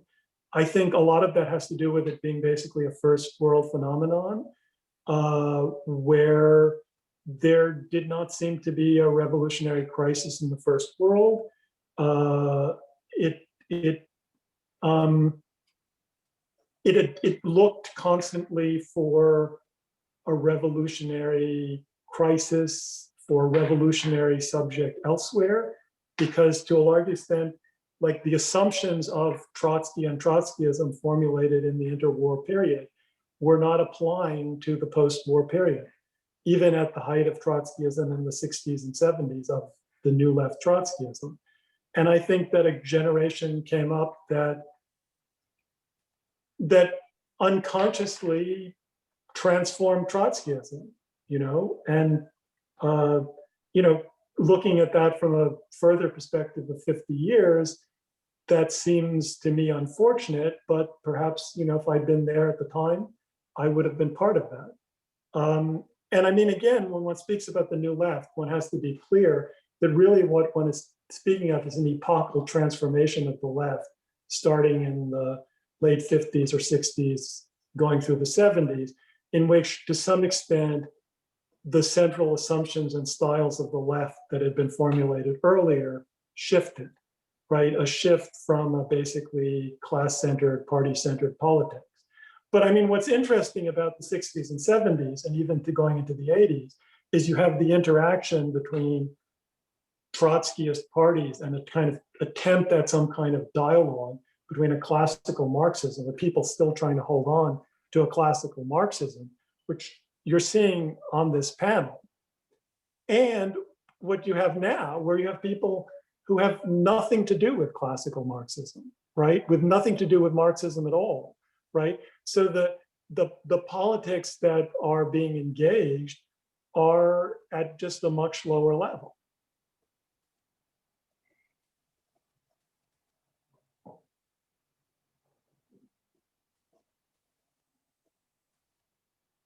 Bryan, you're muted there, but I think this would be an interesting one for you to pursue as someone who's written a book about the 60s and extensively about Trotskyism. Yeah, am I unmuted now? I can hear you now. Good, okay. Well, maybe I can weigh in on both Aaron and Ephraim, and to some of what's been said. Aaron raised the question of, okay, where is the 1917 revolution? And it doesn't seem to be anywhere in the Trotskyism that she experiences. And I would hearken back to a lot of what I was trying to say throughout, and even in when I was addressing Mike. Trotsky in 1938 said that the crisis of the crisis of humanity is the crisis of revolutionary leadership at that point. The failure of Trotskyism has been the failure to create, and Richard touched on this, a political Trotskyist organization that is capable of intervening and leading the struggle to defeat capitalism. There's all kinds of reasons why that happened. We're talking mainly in this panel around the subjective reason. Objectively, there were all kinds of reasons why that happened. But subjectively as well, the impact of Stalinism on this was incredibly important. Stalinism soured socialism in the mouths of millions of people around the world. Now, Mike, I do disagree with. I think, is the contemporary left Stalinist? I really don't think it is. I agree with what Richard was saying. Is identity politics Stalinist? No, I don't think so. I think it's coming out of basically a left liberalism that capitalism has been able to incorporate. And the Trotskyist organizations have been unable to challenge. And this relates to their reactions, to the new left, which had much of the same kind of spontaneous and lacking in a class kind of struggle perspective, which harkens back to a lot of what Mike's been saying. Really, and really, the point I was going to make in terms of Mike and SDS and where we are now is part of the tragedy is that if Trotskyist organization is not there and present throughout a whole series of oscillations and moments of radicalization, then when new possibilities come around, which aren't necessarily born as a revolutionary socialist alternative, but which have potential for revolutionaries to actually sort of grab onto and influence. If there is lacking a revolutionary Trotskyist organization, then the whole gambit of what is to be done has to be started all over again. A whole series of lessons have to be learned anew. And young people, and this was a point that I think that Ephraim, I'm not sure I'm saying it right, raised about, that if Trotskyist organizations aren't there, who does train new generations? Who can they gravitate to? And yeah, there might be some gravitation on the part of young people going through some kind of radicalization right now, as Mike has pointed out, to sort of nostalgically gravitate towards Stalinism. That's because they don't know anything and they don't have, a sort of structure that is there, that has a press, that has cadre, that has forums, that intercedes and intervenes in class struggles in effective kind of ways. And that is the tragedy, and that is why it is so retrogressive, to get back to one of the questions asked, of all of us, that the Trotskyist movements have basically imploded, and that there is now, and the left is so weak. I wasn't really saying that the contemporary left, such as it exists, has all that much to offer, except the fact that it has gravitated towards certain sensibilities that any truly left-wing organization would want to bite on and kind of, work with. For instance, I mean, if we look at anti-racism now, I don't think there's ever been a period when anti-racism has been stronger. Now, ironically, too, white supremacy and white nationalists, have been growing as well. But the point is, the kind of demonstrations that you had with Black Lives Matter, which were, reduced to an almost lowest common denominator, nonetheless showed across racialized grouping lines that there's more sensibility of a committed anti-racism, and younger people are drawn very much to this. I mean, my daughter's generation of the 30s, I mean, they are instinctually anti-racist, many of them, far more so than would have been the case, if you look back to the 20s or the 40s, or even, even moments in the civil rights movement of the 50s and 60s. So, but there has not been left Trotskyist organization that can actually draw these people in and carry forward the continuity of what was positive in that Russian revolutionary experience, which is where I very much disagree with Mike, that, that a reduction of Trotskyism, Stalinism, and Leninism can somehow be congealed. I don't think the history of revolutionary Marxism and its Leninist and Trotskyist formations is about one party, one state. I don't think that's what it is. Stalinism may have been that. That was not its predecessors. Next, I'm going to take a question from James Cregan.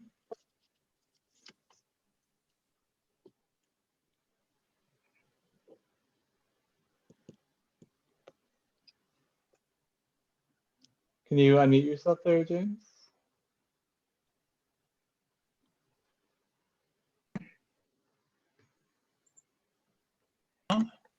Can you hear me now?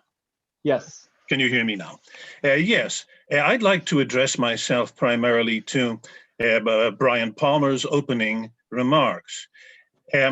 One theme of Trotsky's transitional program of 1938 was the discrepancy between the ripened and over-ripened objective conditions for revolution, as Trotsky called it, and the subjective consciousness of the leadership of the working class.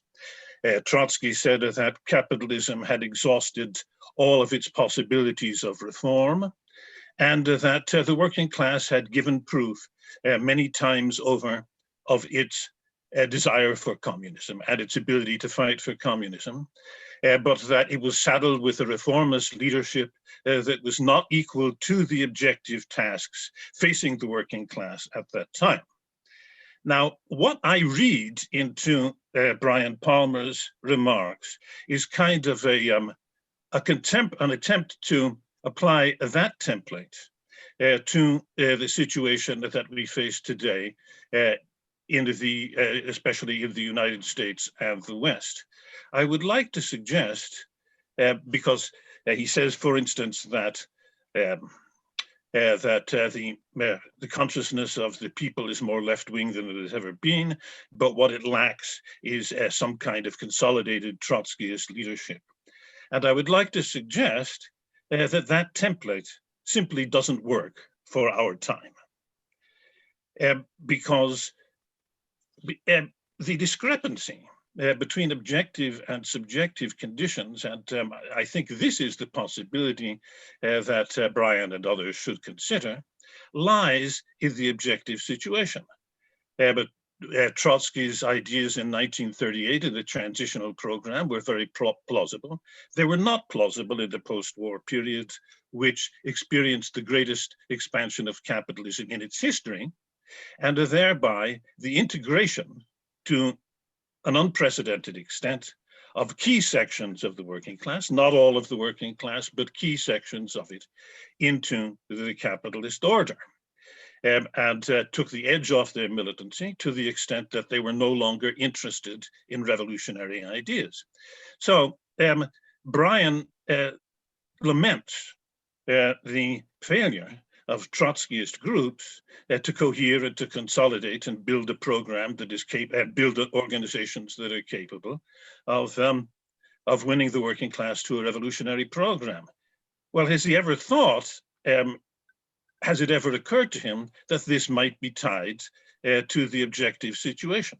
That many Trotskyist organizations and revolutionary organizations arose in general in the post-war period, but none for any period of time was ever able to attract a working class base.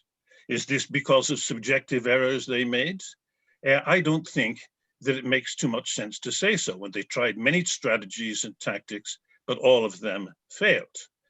So the reason of the impotence of Trotskyism was due to the objective situation. Now we face, I think, a very different situation now, but I think that there is a revival of reformism and an attempt of the Democratic Party to revive its reformist credentials. And I think we have to evaluate this in light of the objective situation and our appraisal of it now, as Trotsky appraised his objective situation in 1938. And that's what I've heard far too little of on this panel. Thanks. Hello? I would like to ask Bryan why he thinks that like anti-racism would, like if it didn't had a Trotskyist leadership, would lead to a revolutionary politics. I mean, it seems to me that anti-racism, in a perfectly good sense, is basically a liberal politics, right? Opposing racial discrimination, racial hatred, opposing state violence against Black people. That's liberal politics. And organizing against that, of course, is entirely supportable and a good thing. But I don't think that it necessarily leads in any kind of logical sense to a revolutionary consciousness. I mean, the fundamental, I mean, in many respects, the historical experience of, for example, the new social movements is that you can make progress on things like racism or discrimination against women and homosexuals and all of these categories, right? That's part of the logic that leads to sympathy of normal people for identity politics. That it's much easier to make progress on these things under capitalism than it is to make progress even on economic reforms, let alone the idea of abolishing capitalism. I don't think that there's a very strong link in most people's minds, despite what we on the left have persuaded ourselves, that anti-racism leads to revolutionary politics. I think it leads to a kind of liberal common sense at best. Okay, there's two. Should I try to respond since there's two speakers who? Yeah, Bryan, since you've been specifically addressed, I know it's a lot to ask, but I do think because we have quite the stack of questions and several people who very patiently had their hands up, if you could try to be as succinct as possible, given the well, I'll be very succinct then. In terms of Jim's question, I think that there were objective reasons why working class revolution was very difficult to sustain in the post-World War II period. The objective conditions now strike me as, in fact, having turned that tide. The objective conditions now are ones that are crisis piled upon crisis. I do think that the situation is analogous to somewhat to the situation that Trotsky wrote in 1938, which is that capitalism is overripe for revolutionary possibility. In terms of Richard's point about anti-racism, sure, but the anti-racism per se is not necessarily, an entree into revolutionary politics, but the importance of race in the class politics of the United States, for instance, and the significance of standing against racism in our current moment does open doors to revolutionary politics, I believe very strongly. And moreover, the anti-racist movement, such as Black Lives Matter, is highly differentiated. Like Occupy, it has segments that can be drawn into revolutionary politics and that are, I think, looking for and thirsting for an anti-capitalist and class struggle orientation. And you're not going to win all of the people in this in the current anti-racist mobilization, revolutionary politics, but you sure as hell will win some of them if you have an organization and if you have a structure and if you have a movement that can intersect with them.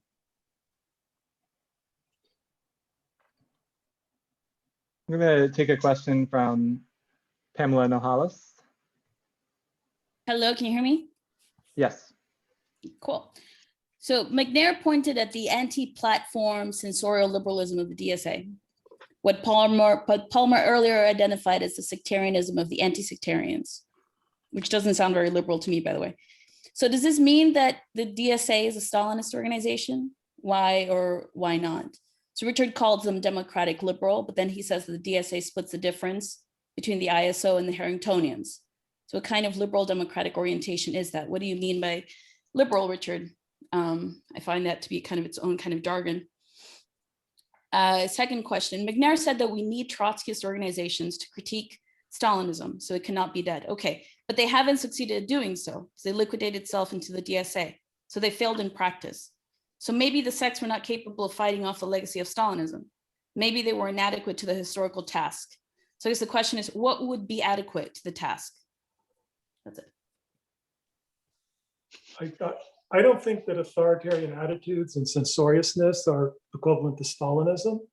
The comment about the splitting the difference between the ISO and the Harringtonians was about Bhaskar, not about the DSA generally. It was his vision. And it was an overcoming of what previously would have seemed a big gulf. No, I don't think that the DSA is Stalinist, and I don't think that explains anything. I mean, it's liberal in the sense that, someone like AOC or Bernie Sanders, who might now be called a democratic socialist or progressive, in the past, you'd say, well, they were a liberal Democrat in terms of the policies they supported, right? There's not a one historical meaning of liberalism, right? You want to call them whatever you want to call the left wing of the Democratic Party. But it's a form of reformist capitalist politics, obviously. And there's a kind of self-delusion of people who are in the DSA that because they're in this organization that calls itself the DSA, that somehow they're separate from the Democratic Party, even though they're just working to get Democrats elected. So, and you can also be implicitly supporting the Democratic Party, even if you're not actually in the Democratic Party, you're trying to get Democrats elected. So that problem of reformism and the Democratic Party runs much deeper than just the DSA and this question of, yes, the censorious liberalism, right, which seems to me about a cultural shift and a cultural crisis within liberalism, not about really the legacy of Stalinism. Before Mike has a chance to respond, one of the things that keeps coming up in the question and answers that we have that are written down here, or I should just say the questions, they keep coming back to the ambiguity of Stalinism in the way that we're talking about it. So maybe it would be useful if you're saying Stalinism to explain specifically what you mean, because we're talking about here, like maybe the DSA is Stalinist and maybe, there's this renewed Stalinist tradition in Britain that is this sort of pose among kids or people in their 20s. And I would suggest potentially that even this ambiguity about what Stalinism is speaks to maybe something that's a little more problematic in the history of Trotskyism itself when we're talking about that legacy. Yeah, so Mike, you can feel free to respond to Pam there and to Bryan. Okay, and then we'll take another couple questions. As quickly as possible. Pam has, of course, seen the piece which I wrote in Critique about called Intersectionalism, the Highest Stage of Western Stalinism, which is an actual attempt to demonstrate through the history how successively the People's Front conception changed the attitude of socialists to the quote right of women to lead the women's movement, respectable women to lead the women's movement, respectable black people to lead the black movement, and so on and so forth. And then step two, the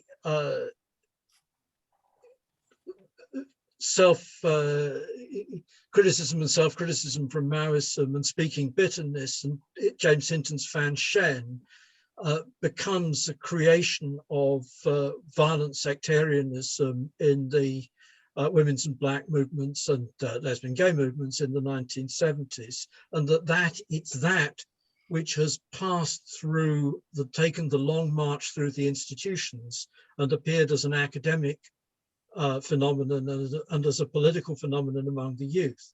But with, in addition, the support of the United States state, because the result of the race crisis in Vietnam, in the American army in Vietnam, was that the US State Department became enthusiastic anti-discrimination guys in the late 1970s, early 1980s. And from the State Department, we have got official anti-racism, official anti-sex discrimination stuff in the States here and to a considerable extent around the world. Now, of course, you've got that producing its own negation, which is the right wing, the Trumpism, and now we've got, of course, back to restore the empire from Boris Johnson in this country and stuff like that. But by Stalinism, I mean the ideology which had a base in the Soviet Union, in the successes of the Soviet Union in World War II and what followed from it. Its social basis was that, but the ideology which was in the capitalist world, which is the People's Front, and linked to that, the Dimitrov conception of the United Front, that you shut up about differences in order to achieve unity. And secondly, socialism in one country, national roads to socialism. And thirdly, the idea of party monolithism, and that if every disagreement expresses a class difference, that you can't have a disagreement without there being a class struggle involved in it. And that's there.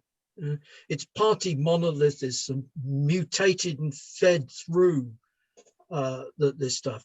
Was Trotskyism adequate to its task in terms of overcoming that? Well, Richard is right in the sense that Trotskyism was still born, in a sense, was still born in the sense that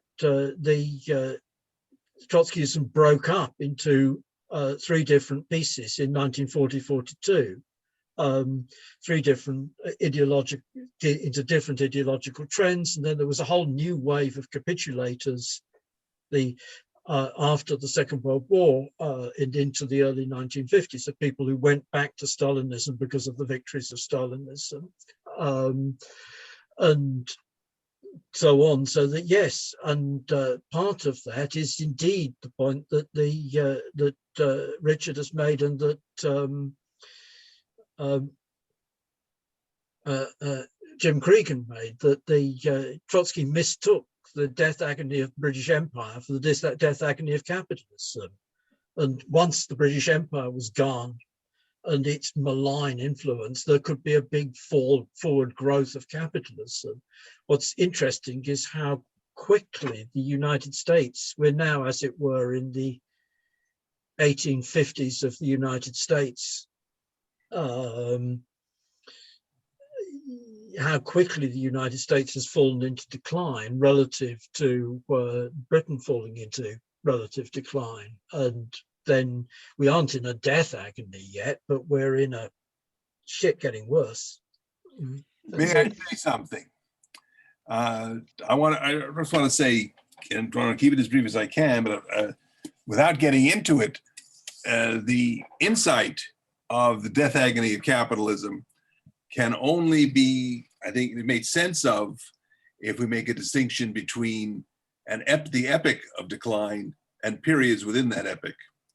And this makes it possible to say that could be periods going up, the post-World War II period, while yet nevertheless that overall long-term decline can still exist. I happen to think that's true, but I'm not going to go into that further. I think the key issue here raised about the Stalinism question is that it's not just Stalinism. There is a strong authoritarian tradition on the left, and that of which Stalinism is a outgrowth, but is not necessarily the cause in every specific case.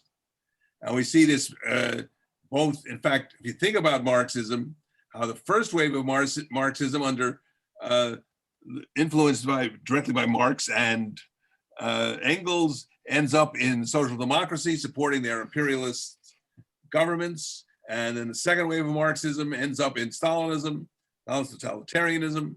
And even if the third wave, or maybe little rivulets of Trotskyism, ends up in, as was said, stillbirth and falling apart. And you might want to say that maybe there's a problem here. Maybe there's something difficult about Marxism. Maybe there's a weakness. And I haven't really, heard that, except Richard sort of talking about it's Marxism falling apart now, but he sounds like, started out all terrific. I think this basic authoritarianism, it has to do with the centralization, the lack of the belief in that it's work is taking power through the state, and even the elements of determinism that exist in the philosophy. I'm not going to get into that, but I think that these things are more fundamental and have to do with why Marxism has, in 2 or 3 waves, nevertheless come to its weaknesses again and again. Hello, can you hear me? So I do think, in response to Wayne, that the question of Trotskyism and its legacy does ultimately go back to the question of Marxism. In other words, my sympathy for Trotskyism is that it seems to me the only way to save the legacy of the Bolshevik Revolution and probably ultimately Marxism. That is, in fact, my sympathy. I think that I disagree with the point about authoritarianism. I want to go back to Pam's question, though, about Stalinism. I think that Stalinism is used in a twofold sense. It's used to describe the societies that emerged in the 20th century for many decades, starting with the Soviet Union, the one-party state, etc. But in the Trotskyist narrative, making a distinction between the early period under Lenin and Trotsky, where the one-party state is seen as an unfortunate concession, the dictatorship of the party as something imposed by necessity, versus the later bureaucratic degeneration. One can ask whether there is a continuity or discontinuity. But Stalinism also is a problem of ideology in societies where Stalinism was never close to taking power. You have mass or not so mass Stalinist parties that embraced to various degrees these societies and defended them, and also embraced in many ways the nationalism and reformism. So parties like the PCF, the French Communist Party, the Italian Communist Party, acted, I would argue, essentially as mass social democratic parties. But the difference between Stalinism and an ordinary social democracy is that Stalinism cannot just be seen as a reformism, right? Because if it were only a reformism, it wouldn't explain its taking power and transforming like the basis of certain societies. In other words, there's not an example of a social democratic party expropriating through just an election the bourgeoisie. I wish that there were, but there isn't really. There are examples of Stalinist parties doing that.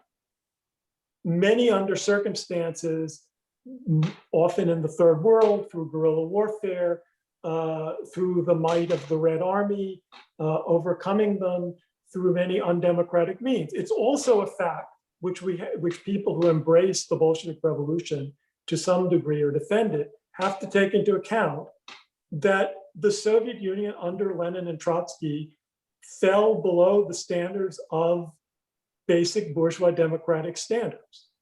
We have to say that. We have to be honest about that. The defense of that is that it was historically necessary, right? This is where I pointed out that we have to address the question of Trotskyism's relationship to democracy.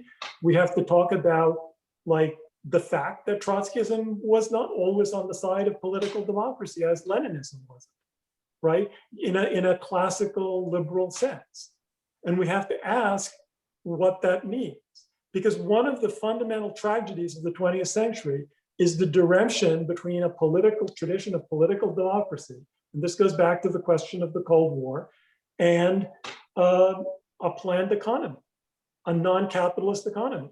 All the examples we have of non-capitalist economies in the 20th century were not democratic societies. And so that is the basic strength of the right-wing argument against socialism, right? That you get rid of the market and the freedoms associated with the market, and you get rid of bourgeois civil rights, right? I don't buy that argument. Richard, can I ask you to conclude this in a? Okay, so anyway, I'm just like pointing out what I see as the problem. Okay, I know we're running a little bit over time. We have quite a bit, or quite a few questions. So I'm going to take one or two more, as long as our panelists are fine with it, questions from people who are going to talk, and then we'll ask just one or two from the Q&A box, which currently has a stack of 19. So apologies if we don't get to yours. So who are you calling in? Teo, you've had your hand up patiently for a very long time. Thanks. I hope the question is still relevant. I wanted to perplex or try to ask a question in order to clarify exactly the issue of Stalinism and Trotsky's critique of Stalinism by raising the example of the Greek Communist Party, which is explicitly Stalinist, historically and ideologically, and explicitly anti-Trotskyist. And during the period of the anti-austerity protests here in Greece that ended up in the Syriza government, the issue of the possibility of a left government was raised in the left. And the Stalinist party, the Greek Communist Party, refused to even pursue any prospect of such a left government because it explained that it would be a bourgeois government and that working class needs to build its own popular power, so to speak. I leave it up to you to judge if this was out of sectarianism or out of commitment to principles. But what is interesting is that it was the reaction of the Trotskyists to this. The ISO Trotskyists, the Greek ISO, which is not an organization anymore, but just a journal, they said that this wasn't the Trotskyist, but ultra-leftist. That the decision of the Communist Party to denounce any prospect of a left government in Greece wasn't following Lenin and Trotsky in the fourth Congress of the Communist International that was advocating for such left governments against Zinoviev and others. So that was one reaction, one Trotskyist critic of Stalinists in this period. And the other criticism was the one of the Spartacists, who are just 2 or 3 people here in Greece. They have a very small circulation of a journal. And they said that the Communist Party is not leftist enough, that they should demand workers' power immediately, not popular power under the leadership of the working class. So you have these 2 organizations that are called Trotskyists criticizing the Communist Party. The one, because the Communist Party is not pursuing a united front, and the other is criticizing the Communist Party because it pursues not socialism and workers' power, but it liquidates socialism in a popular front, that it's not sincerely sincere in pursuing workers' power. So I would like to ask you to comment on that in order to better shed light to how Trotsky would, the legacy of Trotskyism would clarify the relationship to Stalinism in that case, and more broadly.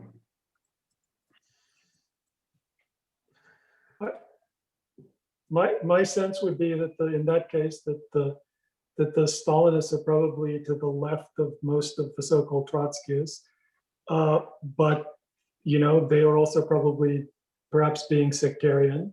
And as far as the Spartacist line, I mean, what does it mean to call for workers' power in Greece?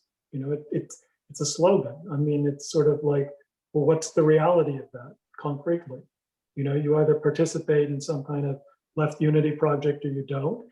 And I think that, there are a lot of statements one can find in Trotsky or Lenin, this or that, and a lot of them are tactical judgments, about political circumstances that are often very different from the present. And I don't think you can necessarily draw some hard and fast principles about them. I mean, again, I would say about the Greek Communist Party, as much as I know about it, leaving aside the legacy of the Civil War, that in the present, it functions like a left social democratic party, except that it has this Stalinist historical baggage, which it defends. And there are other examples of that around the world. I think the broader implication of Theo's question is there's the dynamic Mike introduced earlier of the problem with Trotskyism being its Ohlerism, after Hugo Ohler of the who split from the Communist League of America, or I guess the Workers' Party in the 1930s. Thanks, Brian. And so that it's never overcome this dynamic of sectarian isolation versus liquidating itself into whatever is going on at the moment. And I think the specific case that Theo was referencing in Greece might pertain to that. I would just chip in on this. Weekly Worker, we argued consistently through the Greek crisis that Syriza ought not to have gone into government. That the result of going into government would be that you had to become the agent of austerity, and that by becoming the agent of austerity, you would cause demoralization of what was the substantial existing mass movement. Now, this is not, in fact, a Comintern position. This is Marx and Engels' judgment on Louis Blanc entering into government in 1848, which they repeated over and over and over again, and which was the judgment of the Second International on Millerand's entry into government in France. And in that sense, actually, the workers' government slogan, it seems to me, has been, of the Fourth Congress of the Comintern, was really quite problematic. It was a sort of one of these desperate attempts to find a way of kicking off the revolution in Germany or elsewhere in Eastern Europe, not workers and farmers government, but I don't think they thought because of the actuality of the revolution, we don't need to worry about the demoralizing effect of participating in government, and they went backwards. So that here, yes, the United Front and the Workers' Government slogan has licensed endless opportunism on the part of Trotskyist organizations, which is invariably actually results in disaster. That's it.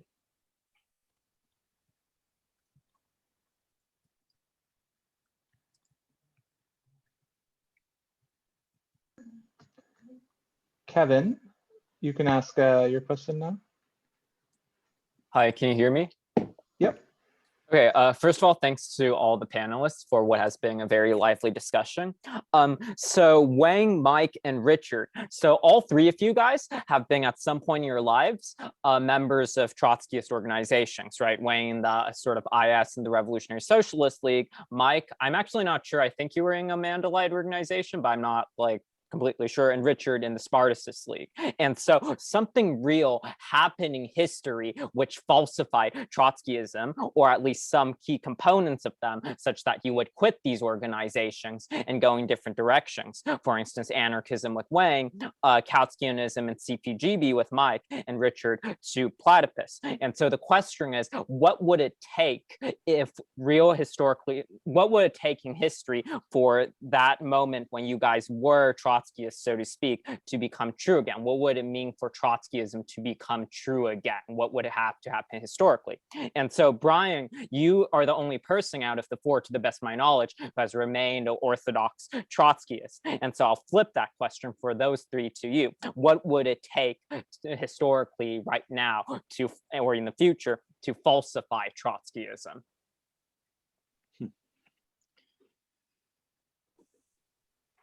I'll start briefly, which is, first of all, I disagree in my case with the idea of, I mean, my joining the Spartacist League was actually a sense that the collapse of the Soviet Union actually had confirmed Trotskyism, not the other way around. There was nothing that falsified Trotskyism for me. It's purely a sense of how long one can go on, right? Again, it's my sense of like, you know, did I want to devote myself to being a member of a sect? You know, and that could be something that I would have chosen to do, but it had nothing to do with some sense that Trotskyism was falsified. I don't feel that Trotskyism has been falsified, and I don't know what that would mean. I do know what a confirmation of Trotskyism would mean, which would be a worldwide socialist revolution.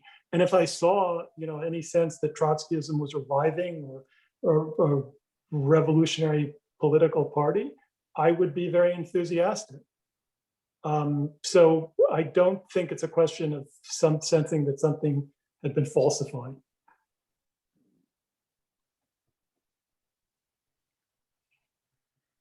I'm happy to answer and give Mike and Wayne a couple of minutes to reflect. Okay. What it would, for Kevin's, what it would take for me to falsify Trotskyism. I have, the views I have of Trotskyism are related to the fact that I do think that Trotskyism is the continuity of the revolutionary ideas of Marx and Engels, the revolutionary ideas and practice of Lenin, in the age of Stalinism and in the age of late or decaying capitalism. For all of these traditions, orientations, perspectives, the end result is the necessity, not just the desire, but the necessity of revolutionary socialism and its realization to replace capitalism. So the only thing at this point that could falsify Trotskyism for me is a fundamental shift that would actually convince me that capitalism is in the interests of humanity rather than revolutionary socialism. And I don't see that on the agenda right now.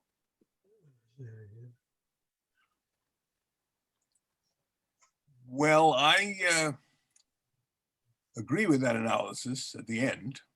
The question, Right.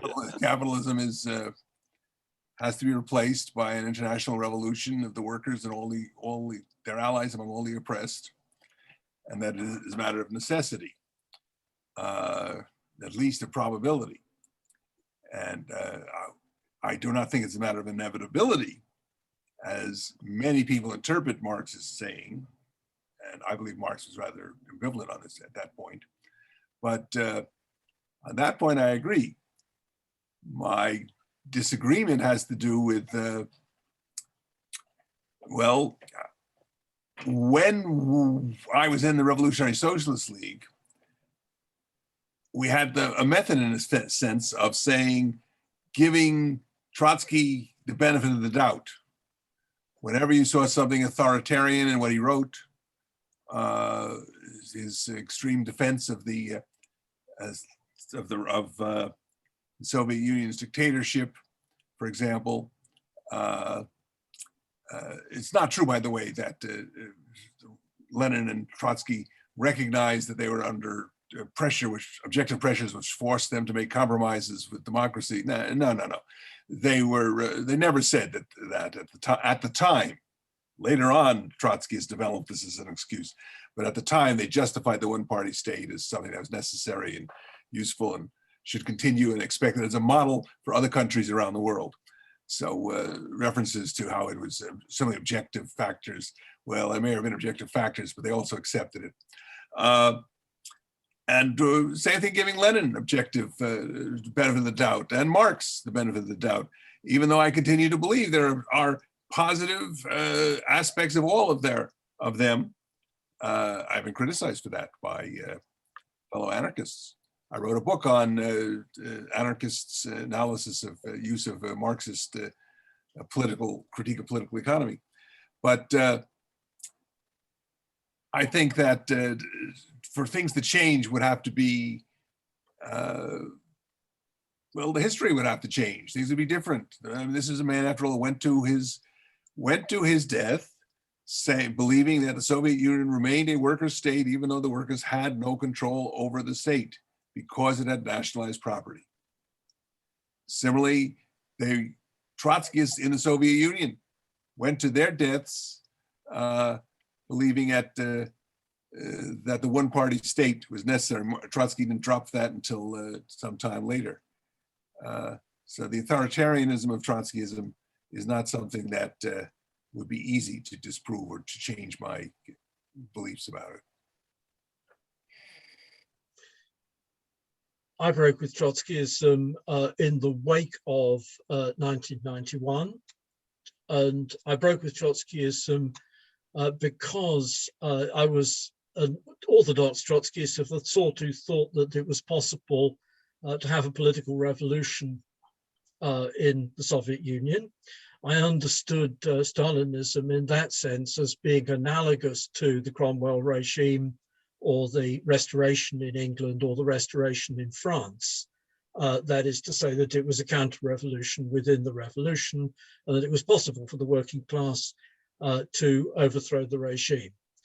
What became clear in the course of 1991 was that the working class couldn't be an independent political actor in the conditions of 1991. If we ask why the working class couldn't be an independent political actor, it was because there was no ability of the working class to construct its own organizations, no means by which we could have, people have talked about political education taking place in workers' organizations. It turns out that in fact the ban on factions, not the ban on factions, it's the ban on factions overthrew the last legal possibility of the working class taking over the state from the state apparatus in 1921, but it wasn't implemented immediately. And the point at which it was implemented was the 1-2, where they brought the police in against the left opposition in 1927-8, and then brought the police in against, having got rid of the left, brought the police in against the right opposition in 1928-9.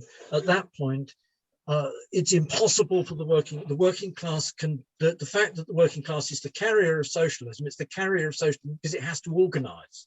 If the working class can't organize, then it can't act as the carrier of socialism, and the idea of political revolution was impossible. If the idea of political revolution was impossible, it followed that Trotsky was right in Permanent Revolution in 1907, that that there could only be a revolution, could only succeed if the revolution progressed in the West, and wrong in Permanent Revolution in 1930 to imagine that the revolution could succeed in the absence of success in the West and hold on until the West came to their aid, because the workers' state, the degenerated workers' state, as one might call it, is the largest and most powerful workers' organization in the international workers' movement, and it poisons the whole movement. Okay, so what would persuade me Trotskyism was right? Yeah, political revolution in China. I don't think it's in the least likely. But if it were the case that the working class took power away from the the bureaucracy, which is in process of transforming itself into a capitalist state and an imperialist state at that, then we can imagine that I'm just over theorizing what happened in 1991, but I don't think I am. I think the evidence of what's happened in relation to all the other collapses is that once you've gone down that path of the effective ban on factions and the ban on public factions and permanent factions and like, you've destroyed the ability of the working class to use either your state or your organization, and that's actually what's gone wrong with the Trotskyist movement as well, as it's destroyed the ability of the organization to be a vehicle for the working class to organize itself and to mobilize itself. So that's I can imagine that I'm wrong on this one, but I'm not, like Wayne, I'm not persuaded that I'm wrong on it. Because we're so short on time, or we're actually considerably over time, I'm going to ask just a couple questions that have been in the Q&A for a while.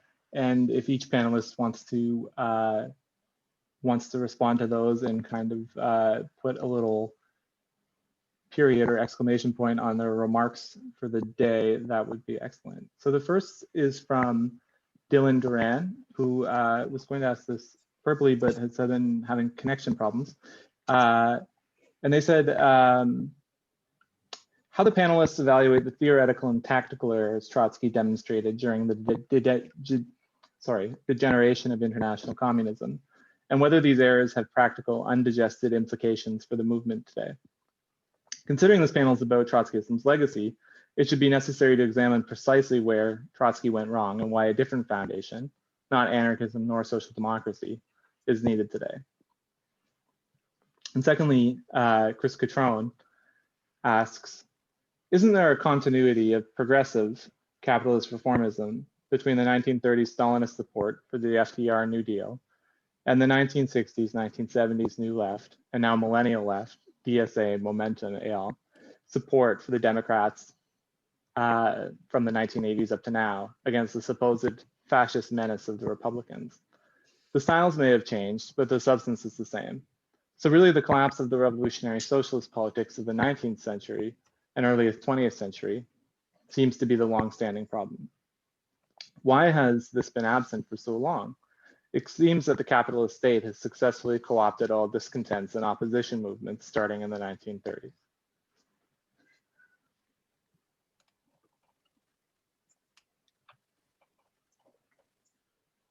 Brian, would you like to address that? I do think there are continuities in the sort of history of progressivism, and I wouldn't object to that formulation, although I think there are all kinds of nuances that are important, obviously. The second part of the question was, isn't it the collapse of the socialist movements of the late 19th and early 20th century that's the problem? Is that what is said? Yes, like the Second International, the mass socialist parties. Well, I don't think that's the main problem, no, because I believe that that particular kind of socialist movement collapsed for understandable reasons, and the formation of communist parties that emerged out of that was actually an advance and a step forward and a necessary development. And in a way that speaks to a lot of the differences we may have had on the panel so far. I see that moment of communist possibility really reaching from the revolution in 1917 into a very short period into the early 20s as having far more liberatory and emancipatory possibilities for the revolutionary socialist project. I do think that the objective circumstances and conditions did overdetermine the situation in negative ways, and I would agree that there may have been here and there subjective errors on the part of the leadership of the Communist International in that period. Trotsky himself made errors, one of which, and perhaps the original error, was in believing in the necessity of the revolution and the revolution's potential. He was, in the period immediately following, Lenin's death and into the next couple of years, insufficiently aware and critical of and publicly oppositional to a lot of the moves that Stalin made in terms of consolidating a bureaucratic caste. But again, there were all kinds of objective circumstances why that happened. So I would see that as far more, delving into that as far more significant than simply, the collapse of Second International Socialism. I would agree with a lot of what Bryan said. I would say, however, that just as Trotskyism was born of a political defeat, namely the degeneration of the Soviet Union and the Communist International, in a sense, so was Leninism, right? It was born of the breakup of the Socialist International in 1914. Both of these traditions are attempts to respond to crisis. And in that sense, the people who initiated them in some sense would have preferred that they hadn't been necessary, right? It would have been better if the Socialist International had not collapsed into chauvinism in 1914. It would have been better if there'd never been Stalinism. I don't think that, though, one can just go back somehow to the period of the Second International and skip over the 20th century. I think Trotsky's biggest error and the most tragic error that underlied any specific errors is his optimism, right? I think that he overestimated not the objective revolutionary possibilities, but the subjective revolutionary character of the working class. That was true in the Soviet Union, was true in the West. So it was an error of excessive optimism. And I don't want to fault him for that, because I think particularly nowadays, the greatest danger is for us to fall into excessive pessimism, right? It's hard enough to have any hope at all for the future. So in that sense, revolutionary optimism is perhaps a corrective. You want to go, Mike? Yeah. Chris, is this continuity between progressivism and the New Deal? Yes, I agree straightforwardly on that one. This is the same bleeding line, and it's of course because the New Deal and because the Anglo-Soviet alliance, the Anglo-US-Soviet Western alliance in 1941-45, and because the People's Front governments after the Second World War, and et cetera, et cetera, et cetera. So people go back to the same, it worked. We fight the last war. Generals fight the last war, particularly if they won, they fight the last war. Is it, at the end of the day, the failure of the Second International? Yes, I also agree that it's very visible in relation to the German Revolution in 1920, that it was very, very, very difficult for the communists to get anywhere near posing the question of power in Germany. If we ask why this is the case, the answer is yes, it's a problem of leadership, but the leadership doesn't mean this is what's wrong with the Trot groups and was wrong in a sense with the appeal for the Fourth International. Leadership doesn't mean some little group of a few hundred or a few tens or a few thousands. Leadership means a party which is of a size comparable to the size of the class. So that you were talking in Russia about the leadership is the Bolshevik party of hundreds of thousands and the left social revolutionaries of a large size. It's not the Bolsheviks on their own. So that how do you get that leadership? You have to get that leadership through the process of the working class building itself up. And quite a lot of that is actually doing co-ops, municipal socialism, every opportunity which exists, building trade unions, strike actions, every opportunity which exists of any sort whatever to within the period when you can't, when revolution isn't on the immediate agenda. What about Trotsky's theoretical and tactical errors in the face of the degeneration of the Russian Revolution? And in a sense, we have to push this right back because the proposal for the militarization of labor in 1920 sets up a condition where Trotsky is not a plausible democratic opposition. And Trotsky's party to the suppression of the democratic centralist faction in 1919-20. So that Trotsky sets up the condition where it's too bleeding easy for the other side to present him as Bonaparte, which is what they do. But at the same time, I'm not going to, I've said this when I wrote the damn book, Revolutionary Strategy, it's no use whatever forming adverse moral judgments on these guys, as Wayne's doing with authoritarianism, because the situation which they're in is essentially that the British state is deploying tanks against them, is arming the white armies, deploying tanks against them. There is an intervention of, their objective situation is one of civil war. The question of civil war is, the civil war starts with the Kornilov coup attempt. It goes on immediately after October. There is never a time when they could have avoided war fighting. And then they over-theorized that. They imagined that because what they've done is they've made the party into the nucleus of the army, that everybody has to do that, make the party into the nucleus of the army. So I'm not going to say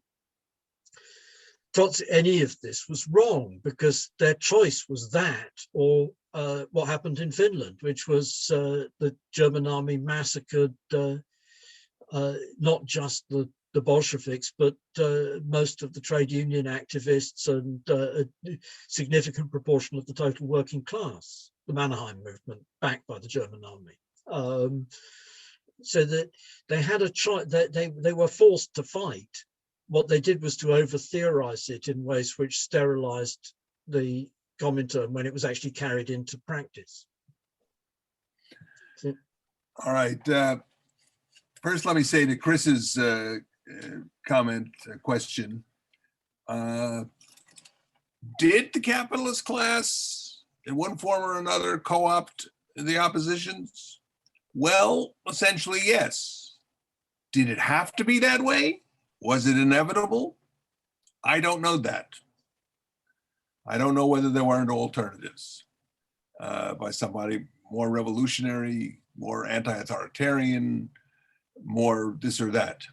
So Of course, that takes a whole discussion about, alternate paths in history and possibilities and so forth, which we can't go into right now. Trotsky's where he went wrong. Well, at a certain point, Trotsky realized that he was confronting a monstrosity, that he had created he had worked at the Russian state, was a totalitarian or virtually totalitarian regime, that it was horrible. And and so did Lenin at a certain point at the end. And so even did Bukharin. But none of them really, and certainly not Trotsky, had a conception of what he had done wrong, how they had done wrong. Even Lenin's effort at the last minute, so-called Lenin's last battle, was to try to reorganize the government by shaking it up and putting in more workers and stuff like that. And I'm afraid that Mike's arguments have a fundamental flaw, which is, yes, by building the kind of one-party dictatorship that they did, they may have prevented themselves being overthrown by quasi-fascist white armies and so forth, and capitalists and so on.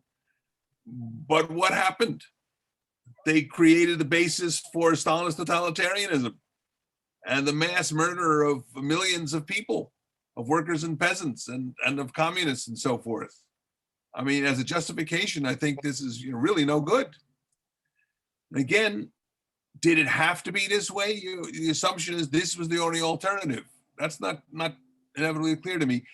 In fact, Mike earlier made the point that the actual revolution was not simply a revolution of the Bolsheviks, but was in fact a united front with the left SRs and also with the anarchists and the maximalists and so forth. And this is quite clear in Trotsky's history, that this coalition, the United Front, lasted for a while, the original government, but was eventually broken off by the Bolsheviks, even though the left SRs are the only ones who had a base in the countryside. Again, I'm not going to go into the arguments of how this happened and why, whether it was inevitable. It's something, a major step on the road towards the totalitarianism, the authoritarianism, Stalinism, and it was done under Lenin and Trotsky. So it's not clear to me that they couldn't have had an alternative to at least hold on for longer in a more democratic working class way, but maybe not. We don't know. We do know that what they did do, which included, as Mike says, the over-theorizing, that is saying, making a virtue out of necessity, let's say, justifying the one-party state and authoritarianism and the centralized parties, and it's a worldwide model. We know what that did and the horrible results it had. So that's essentially the thing. Trotsky never, despite the democratic elements that you can find in the transitional program and elsewhere, Trotsky never really rethought it, continued to believe that it was a worker state just because of the nationalized property, as people here seem to believe. This resulted in, well, what we're now talking today, the weaknesses of Trotskyism, this authoritarianism and centralism, the back and forth between sectarianism on the one hand and capitulation to social democracy on the other, and liberalism on the other, and its virtually final, at least at the moment, decline and weakness under the current left conditions. Thanks very much, Wayne. And I'd like to thank all of our panelists. I know this conversation could go on for quite a while. Trotskyists may be known for their ability to disagree. Yeah, I would encourage anyone whose question, unfortunately, we didn't get to, because there are a few in the question and answer box, to submit a response to the Platypus Review. And there is also a little post-panel discussion in a separate Zoom room happening, which we can share the link of in the chat here. And Yeah, thanks so much for everyone who attended and all our speakers. Thank you very much. Thank you very much. Thanks. Too late for me, I'm afraid, to go on for because it's 10:30 here. Oh,